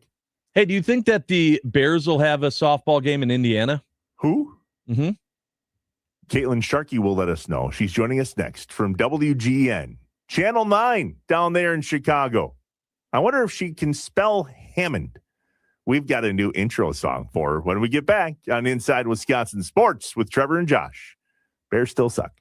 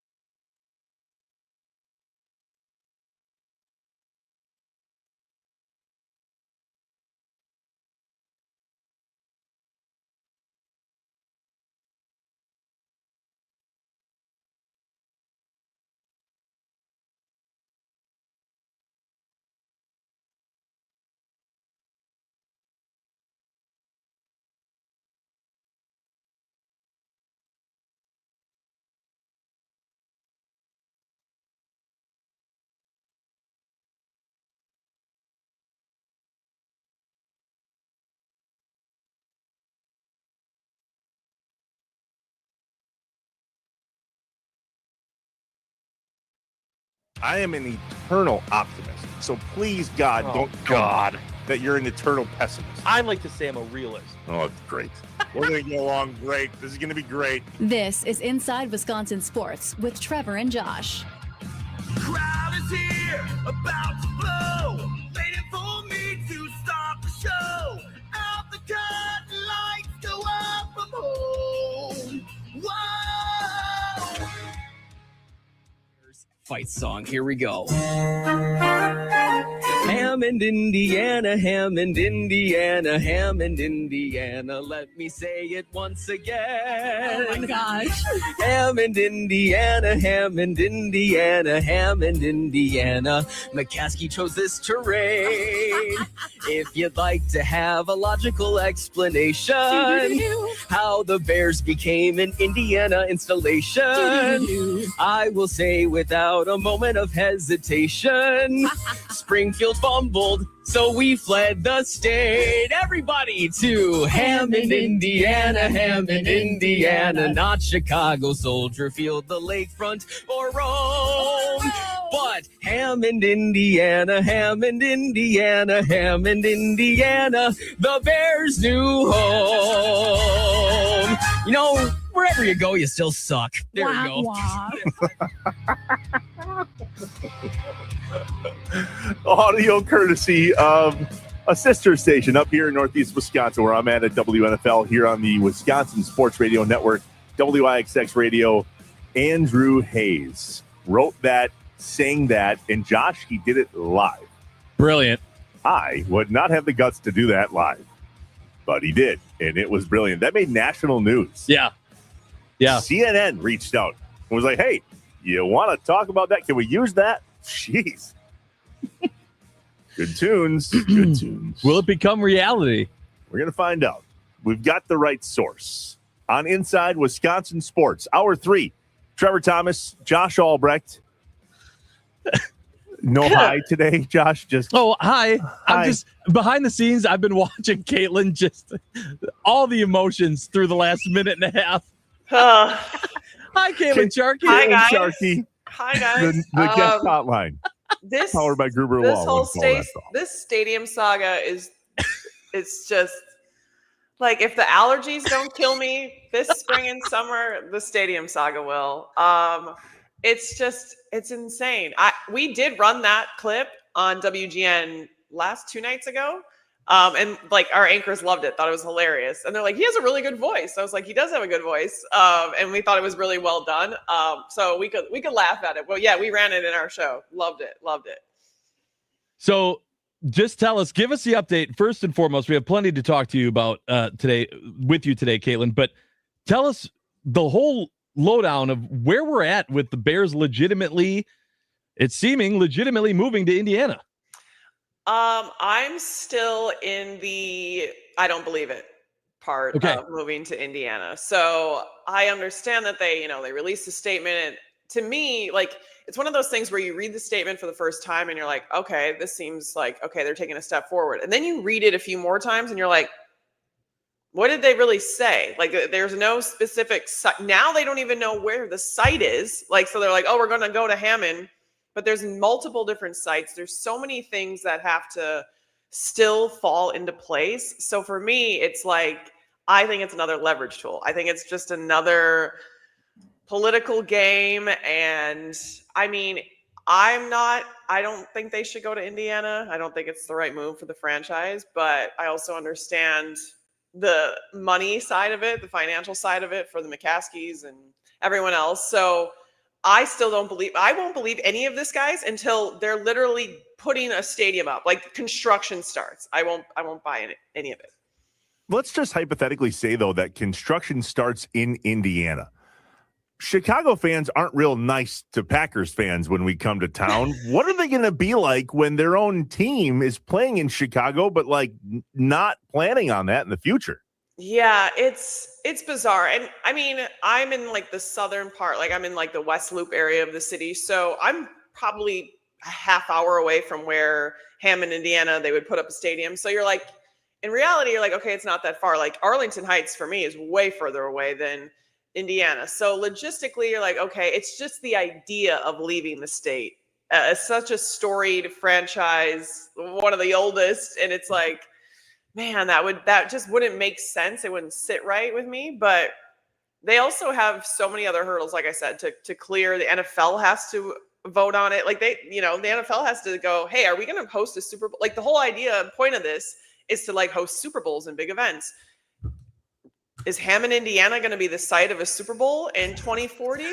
And this is no disrespect to the wonderful people of Hammond, Indiana. I'm sure it's lovely, but those poor people. Yeah, I'm like, and that's when I get defensive though of like Green Bay and Milwaukee even, and they're like, who wants to go to Green Bay for this event, or who wants to go to? I'm like, okay, watch yourself, because you're going to be hosting a Super Bowl in Hammond if you keep it up, and I don't think they're going to get a great draw. So.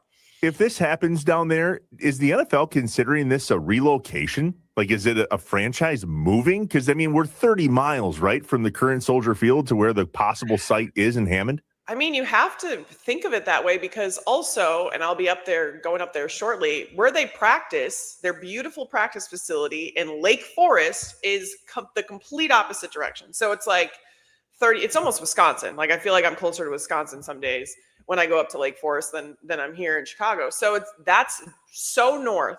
So you're going to have practices and everything else north of the city, like 45 minutes on a good day north of the city. And then you're going to play your games. It took me 2 hours to get from Lake Forest home last night because of traffic. So I'm like, what would that be like on a game day, I mean, I know they come down and they spend the night in a hotel, the day before home games and everything, but still, I'm like, are you going to build a hotel in Hammond? There's so many little logistical things that I'm like, I just don't see this happening. I don't see it happening.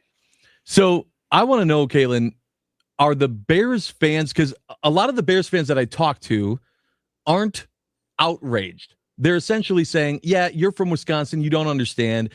It's part of Chicagoland. We essentially consider that part of Chicago anyway. So the story looks worse than it is. Obviously, I wish they would just figure out a way to play at Soldier Field, but it's not like I hate this a ton more than if they went to Arlington Heights. Is that the same vibe that you're getting from the Chicago sports fans, or is that just, the ones we talk to here on the station?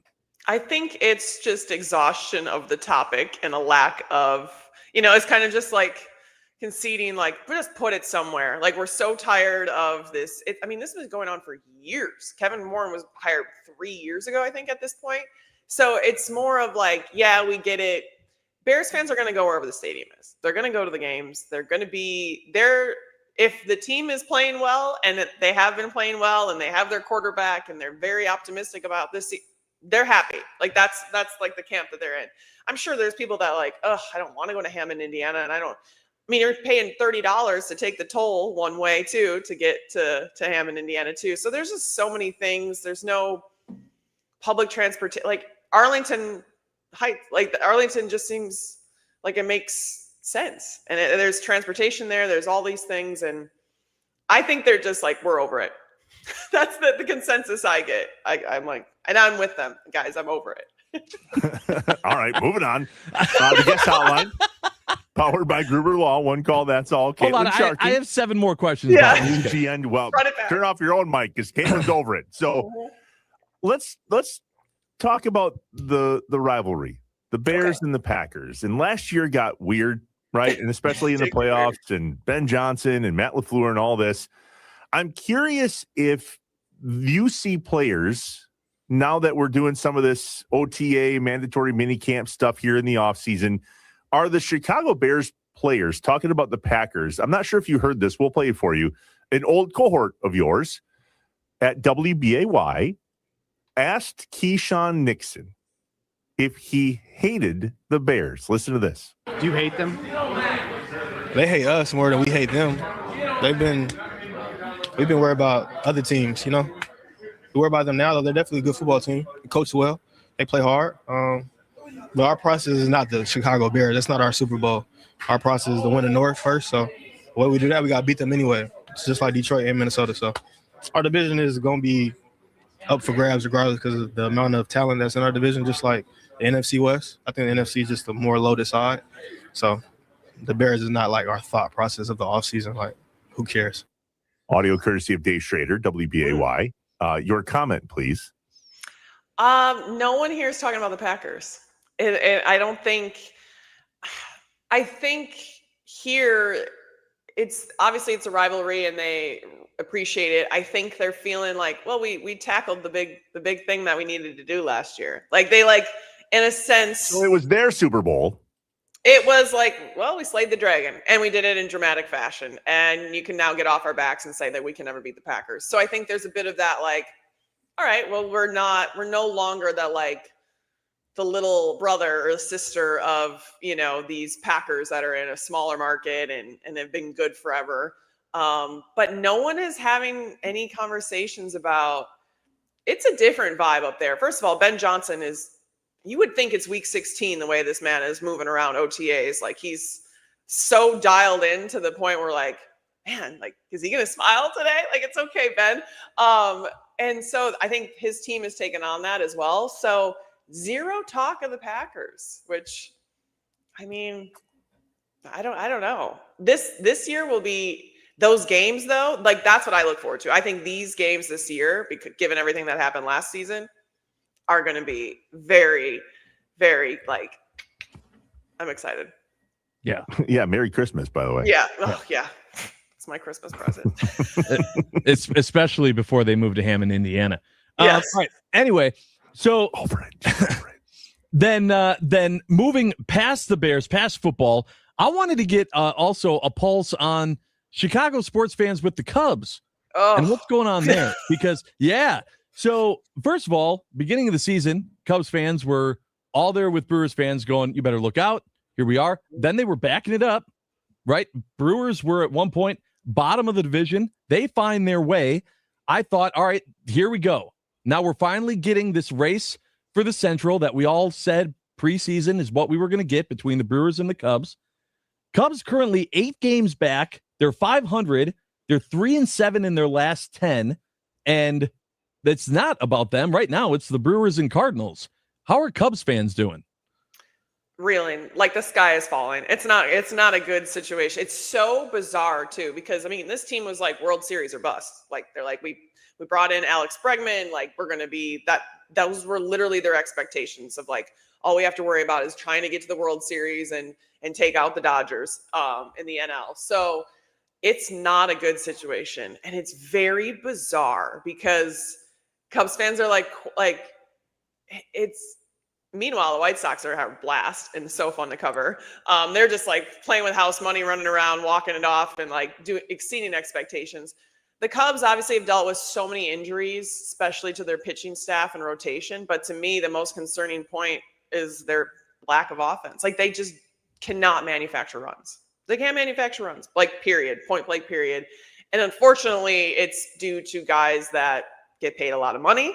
Alex Bregman said the other day, he's like, this is bad. I'm really bad. Like I need to get it together. And, you appreciate that accountability and everything, but this division's going to slip. I mean, it's slipping right out of their fingers. So at this point, I know it's early and people are like, oh, we haven't even hit the All-Star break, but where do you find confidence that they're going to turn it around? So, and is it Craig? People love to be critical of Craig Counsell, and I understand that, but also I'm like, Craig can't go out there with runners on the corners and rip one up the center field. Like, what do you want him to do? He's changed the lineup. He's given guys days off. He's tinkering with like switching things around. He barely has any arms left. Like, what do you want the man to do? Well, that has become a question, especially during the 10-game losing streak that we brought up on the show of, is that seat a little warm? Are Chicago fans talking about the problem being Craig Counsell, or even if he isn't the problem, a lot of times when teams just are not finding ways to win, where's the first place you turn? Yeah, and I think it was warm to a degree, but I think fans also are smart enough to go, what is this man supposed to do? Like everyone's blowing out their arms. Like it's just, and then the hitting. I mean, you bring in a guy like Alex Bregman, you don't expect him to not be able to do anything offensively for your team. Dansby Swanson, like there's so many nights where they're stars, he he can only put so many guys into the lineup and change it up. So I think it was warm, but I think Cubs fans understand, like, what else is he supposed to do? The guys aren't producing. Caitlin Sharkey, Inside Wisconsin Sports with Trevor and Josh. Caitlin Sharkey of WGN, Channel 9 fame. Josh introduced me to hate watching. Okay. Which is when you watch something because you hate it so much. PCA. You don't cheer for a team. You cheer against a team or player. Yeah. Right. Yeah. In this case, PCA has been really fun to hate watch. He's having a minute here. Is he okay? Have you checked on him? PCA is he's his own person, and I appreciate that. Like, he's very polarizing. I can understand why people are like, what is his deal? Like, what is this kid's deal? First of all, he's 24 years old, just signed a $100 million contract. Like, he's always been eccentric, very emotional, rides the highs and lows to the extreme, which, like, I'm someone that I would rather see more passion in sports and with players than less. So I like err on the side of, like, he's entertaining nonetheless. But he went through it. Like, we joke that the whole White Sox fan interaction that he had, like, the curse, that broke the Cubs. We're like, like, how did that little interaction just send the Cubs into a spiral? And they really haven't recovered since then. So I like PCA. I think he's a young star in this city. But yeah, I think he also understands he's got some growing up to do. And at times, like, you can't act like that. You're just held to a different standard. And I'm someone that always believe, like, I'm held to a different standard. You guys are held to a different standard. We can't just say and act the way we want to at any given time. Like, it's just not how it works. Listen, if I was 24 with $100 million and like, I'd probably act that way cameras, too. Yeah. Oh, yeah, I wouldn't care what you think about me Exactly. if I had $100 million. Exactly. So I think I would wipe the maturity's tears coming. with $100 bills. Is what I would do. Right. Yeah. And Caleb Williams is, like, really good friend. They run around the city together and hang out all the time. Caleb's like the opposite end of the spectrum. Like, Caleb's very aware of, like, I have to act a certain way. I'm a brand. I'm a global brand. I can't do these things. And Pete's just like, I'm going to do what I want. I'm going to chuck my bat, my helmet. I'm going to do whatever I want and tell a fan to, you know what. So all of it. Yep. he owns All it. of it. He owns Yep. it. Mm-hmm. He did. And then he apologizes and then goes on a 10-game losing streak. And can't field the ball. Right. Or throw it in.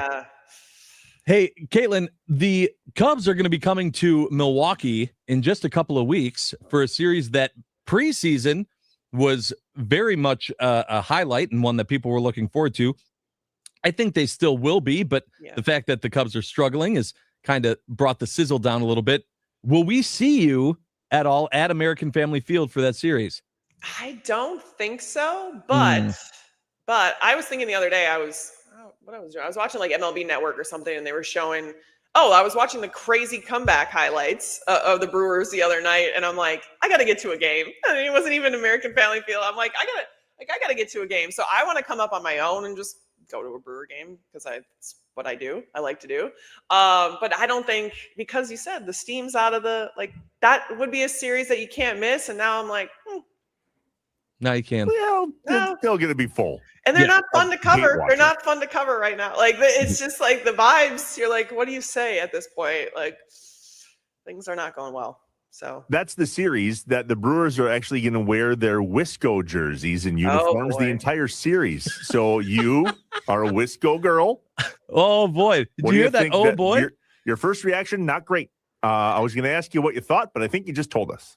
I don't mind the jersey. You know what bothered me? CC Sabathia in the Wisco jersey. That's the what broke it. That broke the streak of losses. But he needed to put that on. He didn't wear his, Caitlin. He wore for the pre-ceremony stuff.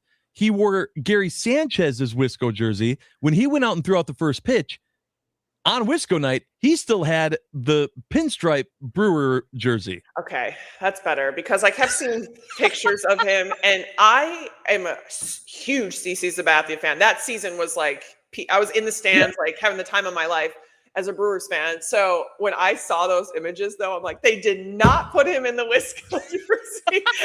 Like, I was so upset.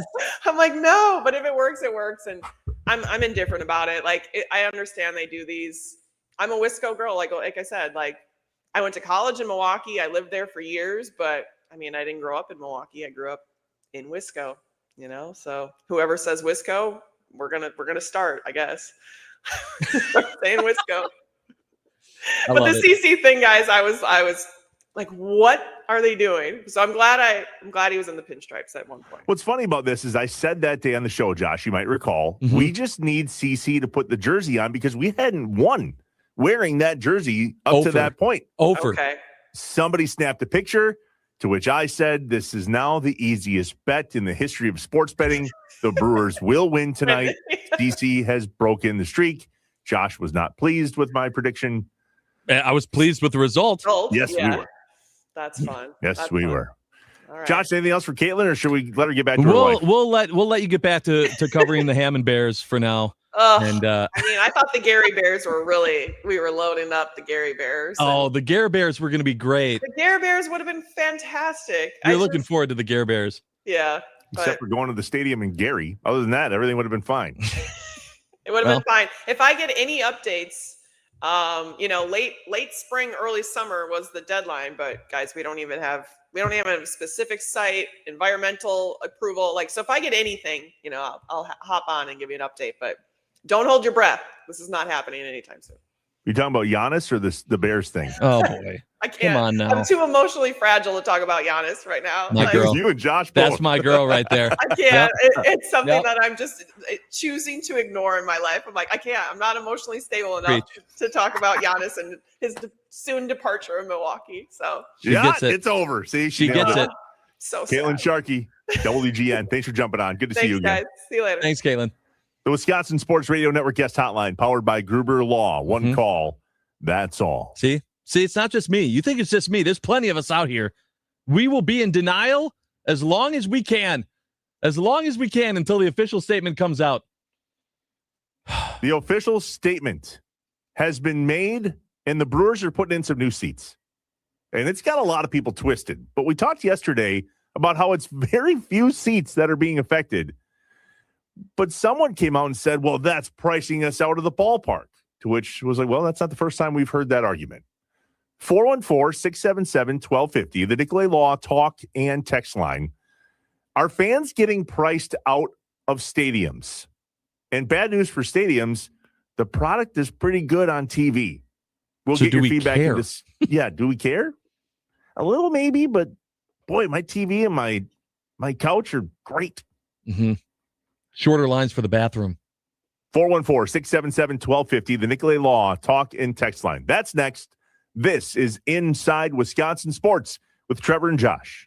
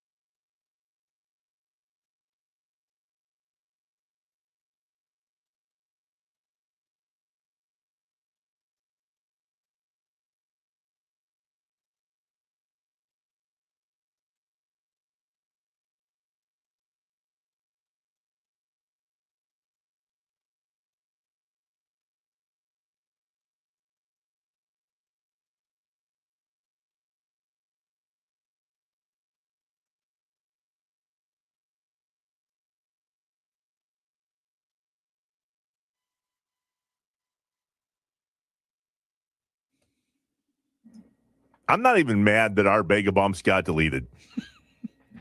Really? No, I mean, with all due respect to whoever put that bag together. Yeah, which was also not me. It was an existing bag of bumps that I found. A random bag of bumps. And I said, I'm going to take this.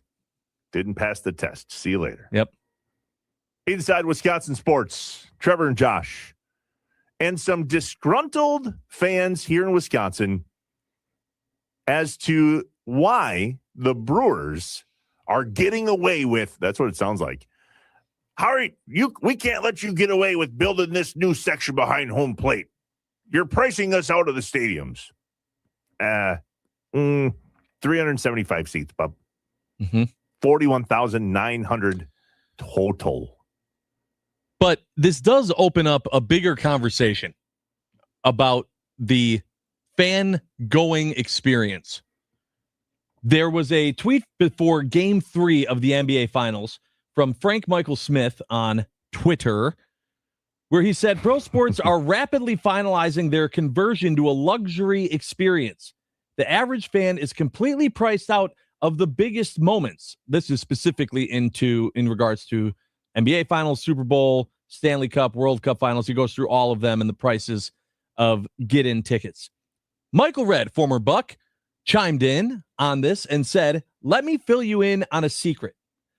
Unless you're the one playing or a family member is, the overall experience is usually better on TV. You can go into the why and all of the variables, but yeah, whether you're at a watch party or on your own sofa, you're likely in the right place. I think that's a great argument here against this for everyone that, and not just in regards to the Trust Club and this, but a broader, ticket prices are going up. Oh, now they're going to charge us for this. Look at how much a drink is, blah, blah, blah.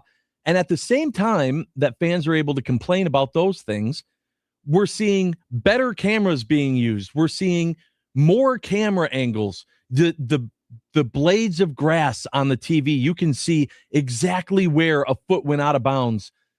The experience at home is getting better. Is this these sports franchises, these sports organizations, kind of truly making the experience this because of what's happening with TV? My easy answer? No. Okay. Because it's not expensive. The average ticket price for a Milwaukee Brewers game, Josh, what do you think it is? $32. $42. Okay. Does that outprice a family of four to go to a game or two during the year? Not really. It depends. I'm saying a game or two. Not all families of four are going to a game every year. The majority of the families and fans watch the games at home, to your point. But a $42 average ticket price, in my opinion, doesn't outprice a middle-class Wisconsin family. Sure. I think the argument here, though, is don't look at the individual games. You're talking about a family of four going once or twice out of 81 games. Which, by the way, they're going to buy the family 4-pack anyway, most likely, if they're... Sure. You know what I mean? But let's look at the 10-game, 20-game, half a season, full season ticket packages. The ones that are committing to that. Are those people being priced out knowing, okay, I could watch half of these games at the stadium and take out a second mortgage, or I could watch at home, have a 6-pack for $10 less than one drink is in the stadium and get better angles, views, and hear Jeff Levering call the game. So the weird part about the ticket packages, though, is if you're even considering buying a 10-pack or a half a season or a full season, then cost is not something that you're concerned about because you're committing to go to those games. As an example, Lambeau Field, right? You talked about the blades of grass and how good it is to watch an NFL game at home. And that's why, by the way, the rights to the TV deals are so much money, because the vast majority of NFL fans are watching the games from home. The average Lambeau Field ticket price of all of the seats, including indoor clubs and blah, blah, blah, blah, blah, $263. Now that, the range, by the way, 143 to 218, that has outpriced me. I bought a pair of season tickets 2 seasons ago. Last year, we chose not to for 2 reasons. 1, did not want to foot the bill. And 2, we knew that we weren't going to be able to make many games. So rather than go through the hassle of selling them or giving them away or whatever the case may be, we just decided not to buy them. And I won't in the future. My brother-in-law is really close to the top of the list of being able to buy season tickets. And we've talked, hey, do we want to split this? What do we? Probably. But where he thinks he's going to get put first is in the indoor clubs. Not interested. After that, most likely it's going to be, you got to go back on a waiting list until something opens up in the bowl. And the first ones that typically open up in the bowl are the new ones in the south end zone. Not interested. So we're picking and choosing which games we want to go to and which ones we don't, because it's gotten so expensive to go to one of those games. And to your point, it's so easy and so comfortable to watch the games at home. I do not take for granted that Lambeau Field is right there. Sure. I'm just talking about, and you made a lot of my points there. Just in general, I think the idea of committing to being a fan that's going to see home games, not a one-off, not a, hey, our annual trip to American Family Field in July, I've got the tickets. But, hey, we're going to do a 10-game package this year. We're going to do a 20-game. We're going to do we're going to get season tickets for the Packers. Are those opportunities, we talk about them being priced out, are those going away because you can just pick and choose and get that in-game at the stadium experience when you want, but then still be comfortable with a really good experience, to Michael Redd's point, from the couch, from the watch party, from anywhere that's not costing you $400 to $500. I'm very curious if, while we're complaining about the 375 seats with the Trust Club, if maybe they're doing that because they're realizing, the average fan isn't buying season tickets anymore. And we got to find other ways to make up for that because more people are staying home. You live there in Milwaukee. How many people do you know, Josh, that have bought a 10, 20, half season or full season ticket package? A lot less than I used to know. A lot less. I used to be able to rattle off names of 10, 20 people that do not buy them anymore. Oh, yeah, we used to. We did back in the early 2010s. Well, we don't anymore. It's changed. Is a lot of that life change too? Like, as an example, our boys are both in high school now. So our ability to be nimble with our time has drastically changed. And I wonder if this is just how this goes. Because, look, Lambeau Field's having no problem selling tickets. AmFam Field, we heard it from Mike earlier this week. The games this weekend pretty much sold out. So filling the stands isn't a problem. And maybe we're choosing to go to fewer games than we have in the past. Andy in Brookfield on the Nicolay Law Talk and text line 414-677-1250 says, I can still get Brewers tickets cheaper than I can get Milwaukee Public Museum tickets, and I'd rather go see the Brewers than the streets of Old Milwaukee. I mean, the streets of Old Milwaukee is fantastic, though, Andy. Okay, and I'm going to miss that at the new Public Museum when it opens. Anyway, that's a fair point. I like this one from the 920 that said, I think why people are upset is because this feels like the first step to pricing out Brewers fans, and the Brewers seem like the last Wisconsin team that hasn't already done that. So it's kind of more of a fear of this being the first domino to fall. I'm just saying in general, I'm wondering, is this that the Brewers or sports leagues made the first move, or is it that fans did? Did fans go, yeah, we're not going to go to as many games, and that made these teams go, well, then we got to make the experience better for the ones that do, charge them more to make the same amount of money. Someone else on the talk and text line said that you can get tickets. This is Michael in Appleton from Quick Trip points for $5 to sit in the bleachers. There's all sorts of different packages. The 5-county pack. Yep. The family packs. 100%. All the different ways you can get to AmFam Field for a very reasonable amount of money. And oh, by the way, carry in your own spaghetti dinner if you want. Yep. I do not understand. And I mean, like, I don't argue about much. This one kind of pisses me off. How? We're talking about less than 0.1% of the seats are being changed into a trust club, including a $245 ticket that is all you can eat and all you can drink. Right. What am I missing that is pricing out 41,575 people? Well, and that's why I don't really, I said this earlier in our Be Better segment, I still don't get the argument. I'm with you on that. I don't get what you're necessarily upset about beyond maybe the optics, but even the optics that you're seeing is because you're watching it on TV. You're not there. You're worried about those seats not being filled because, it's a bad look when you have open seats when you're watching it on TV because you're also not at the game, because you also enjoy the entertainment value from your couch. I really think there is something to this that we're not grasping of. The product at home has become so damn good across all professional sports leagues that the in-game entertainment aspect of professional sports is desperately trying to catch up. And it hasn't been. It hasn't been. Such a fascinating opinion to have. I can't believe they're doing that with those seats from your couch. Hey, where's the clicker? Right.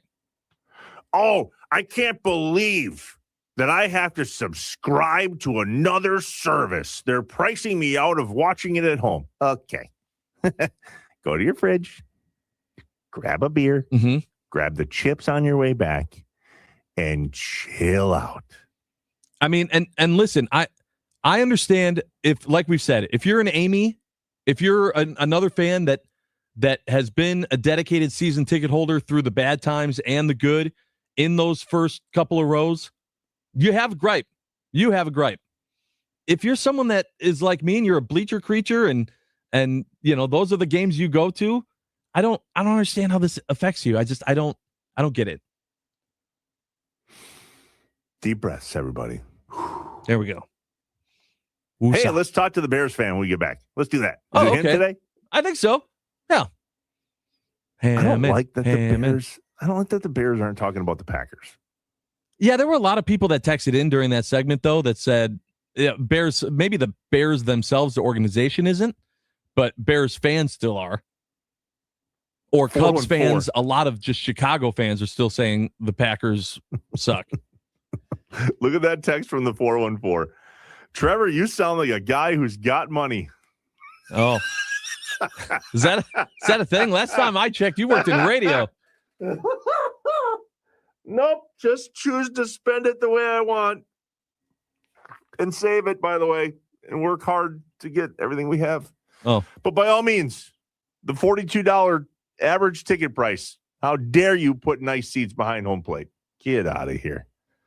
Inside Wisconsin Sports with Trevor and Josh. Loaded. So rich. Yeah. Money bags over here.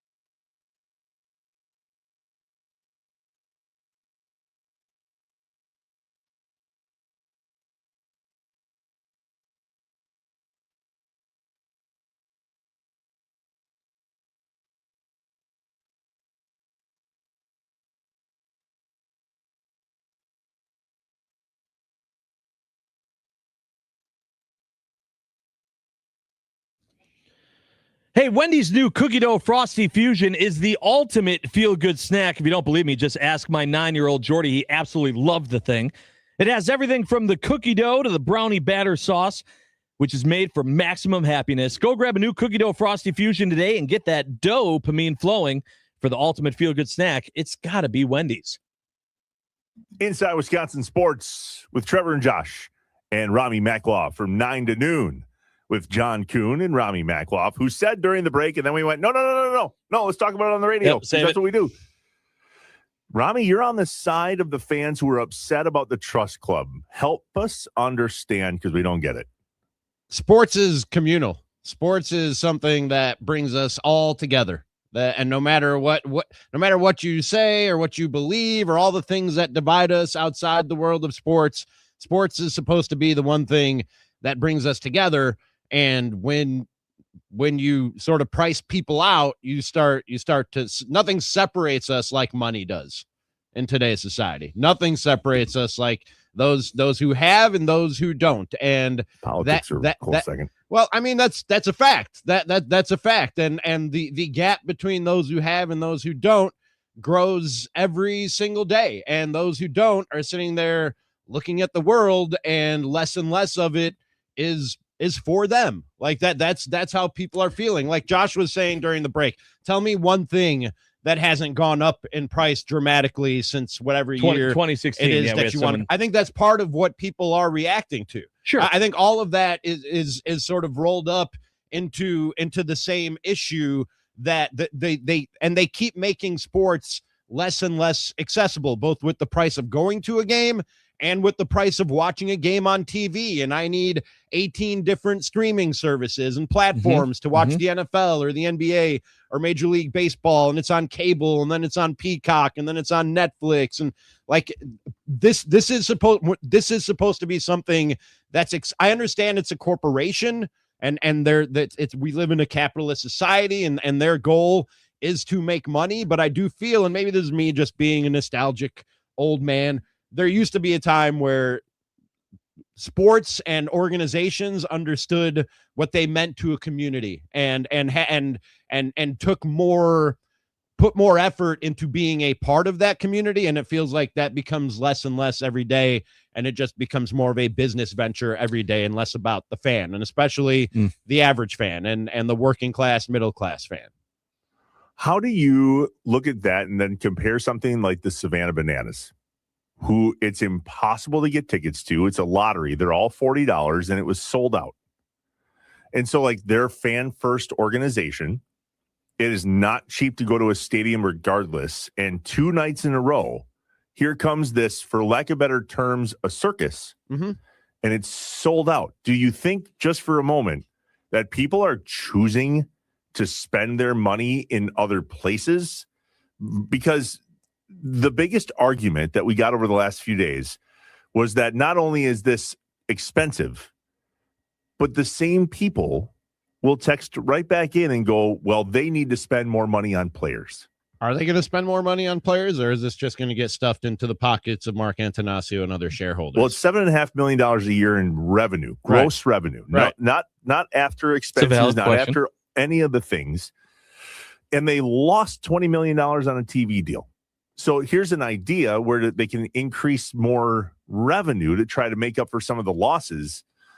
I just don't understand. I don't get it. It's very, like, we talked to Doug about it yesterday. It's very cake and eat it too type of mentality. Like, we want low ticket prices. We want low everything. And we need you to stop making profit so we can get better players. But I mean, there's always profit. There's always, like, market. How much has the value of the Brewers gone up since Mark Antanasio bought him? He's gonna profit when he eventually, sells the team. He's gonna profit greatly. But isn't that the goal? Isn't that the goal? Yes, absolutely. But how much do billionaires need? Yeah, that's my question every time stuff like this comes up. How much do you need?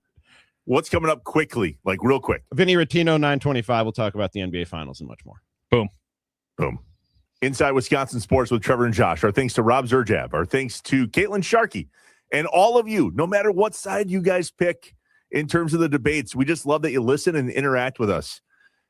It'd be nice if you didn't call us names, but I get it. We get it. You're angry, and you can Josh, text. Have a great weekend. Thanks, buddy. Happy birthday. Appreciate it. We'll see you Wednesday. Yes. And you will, because we're not done yet.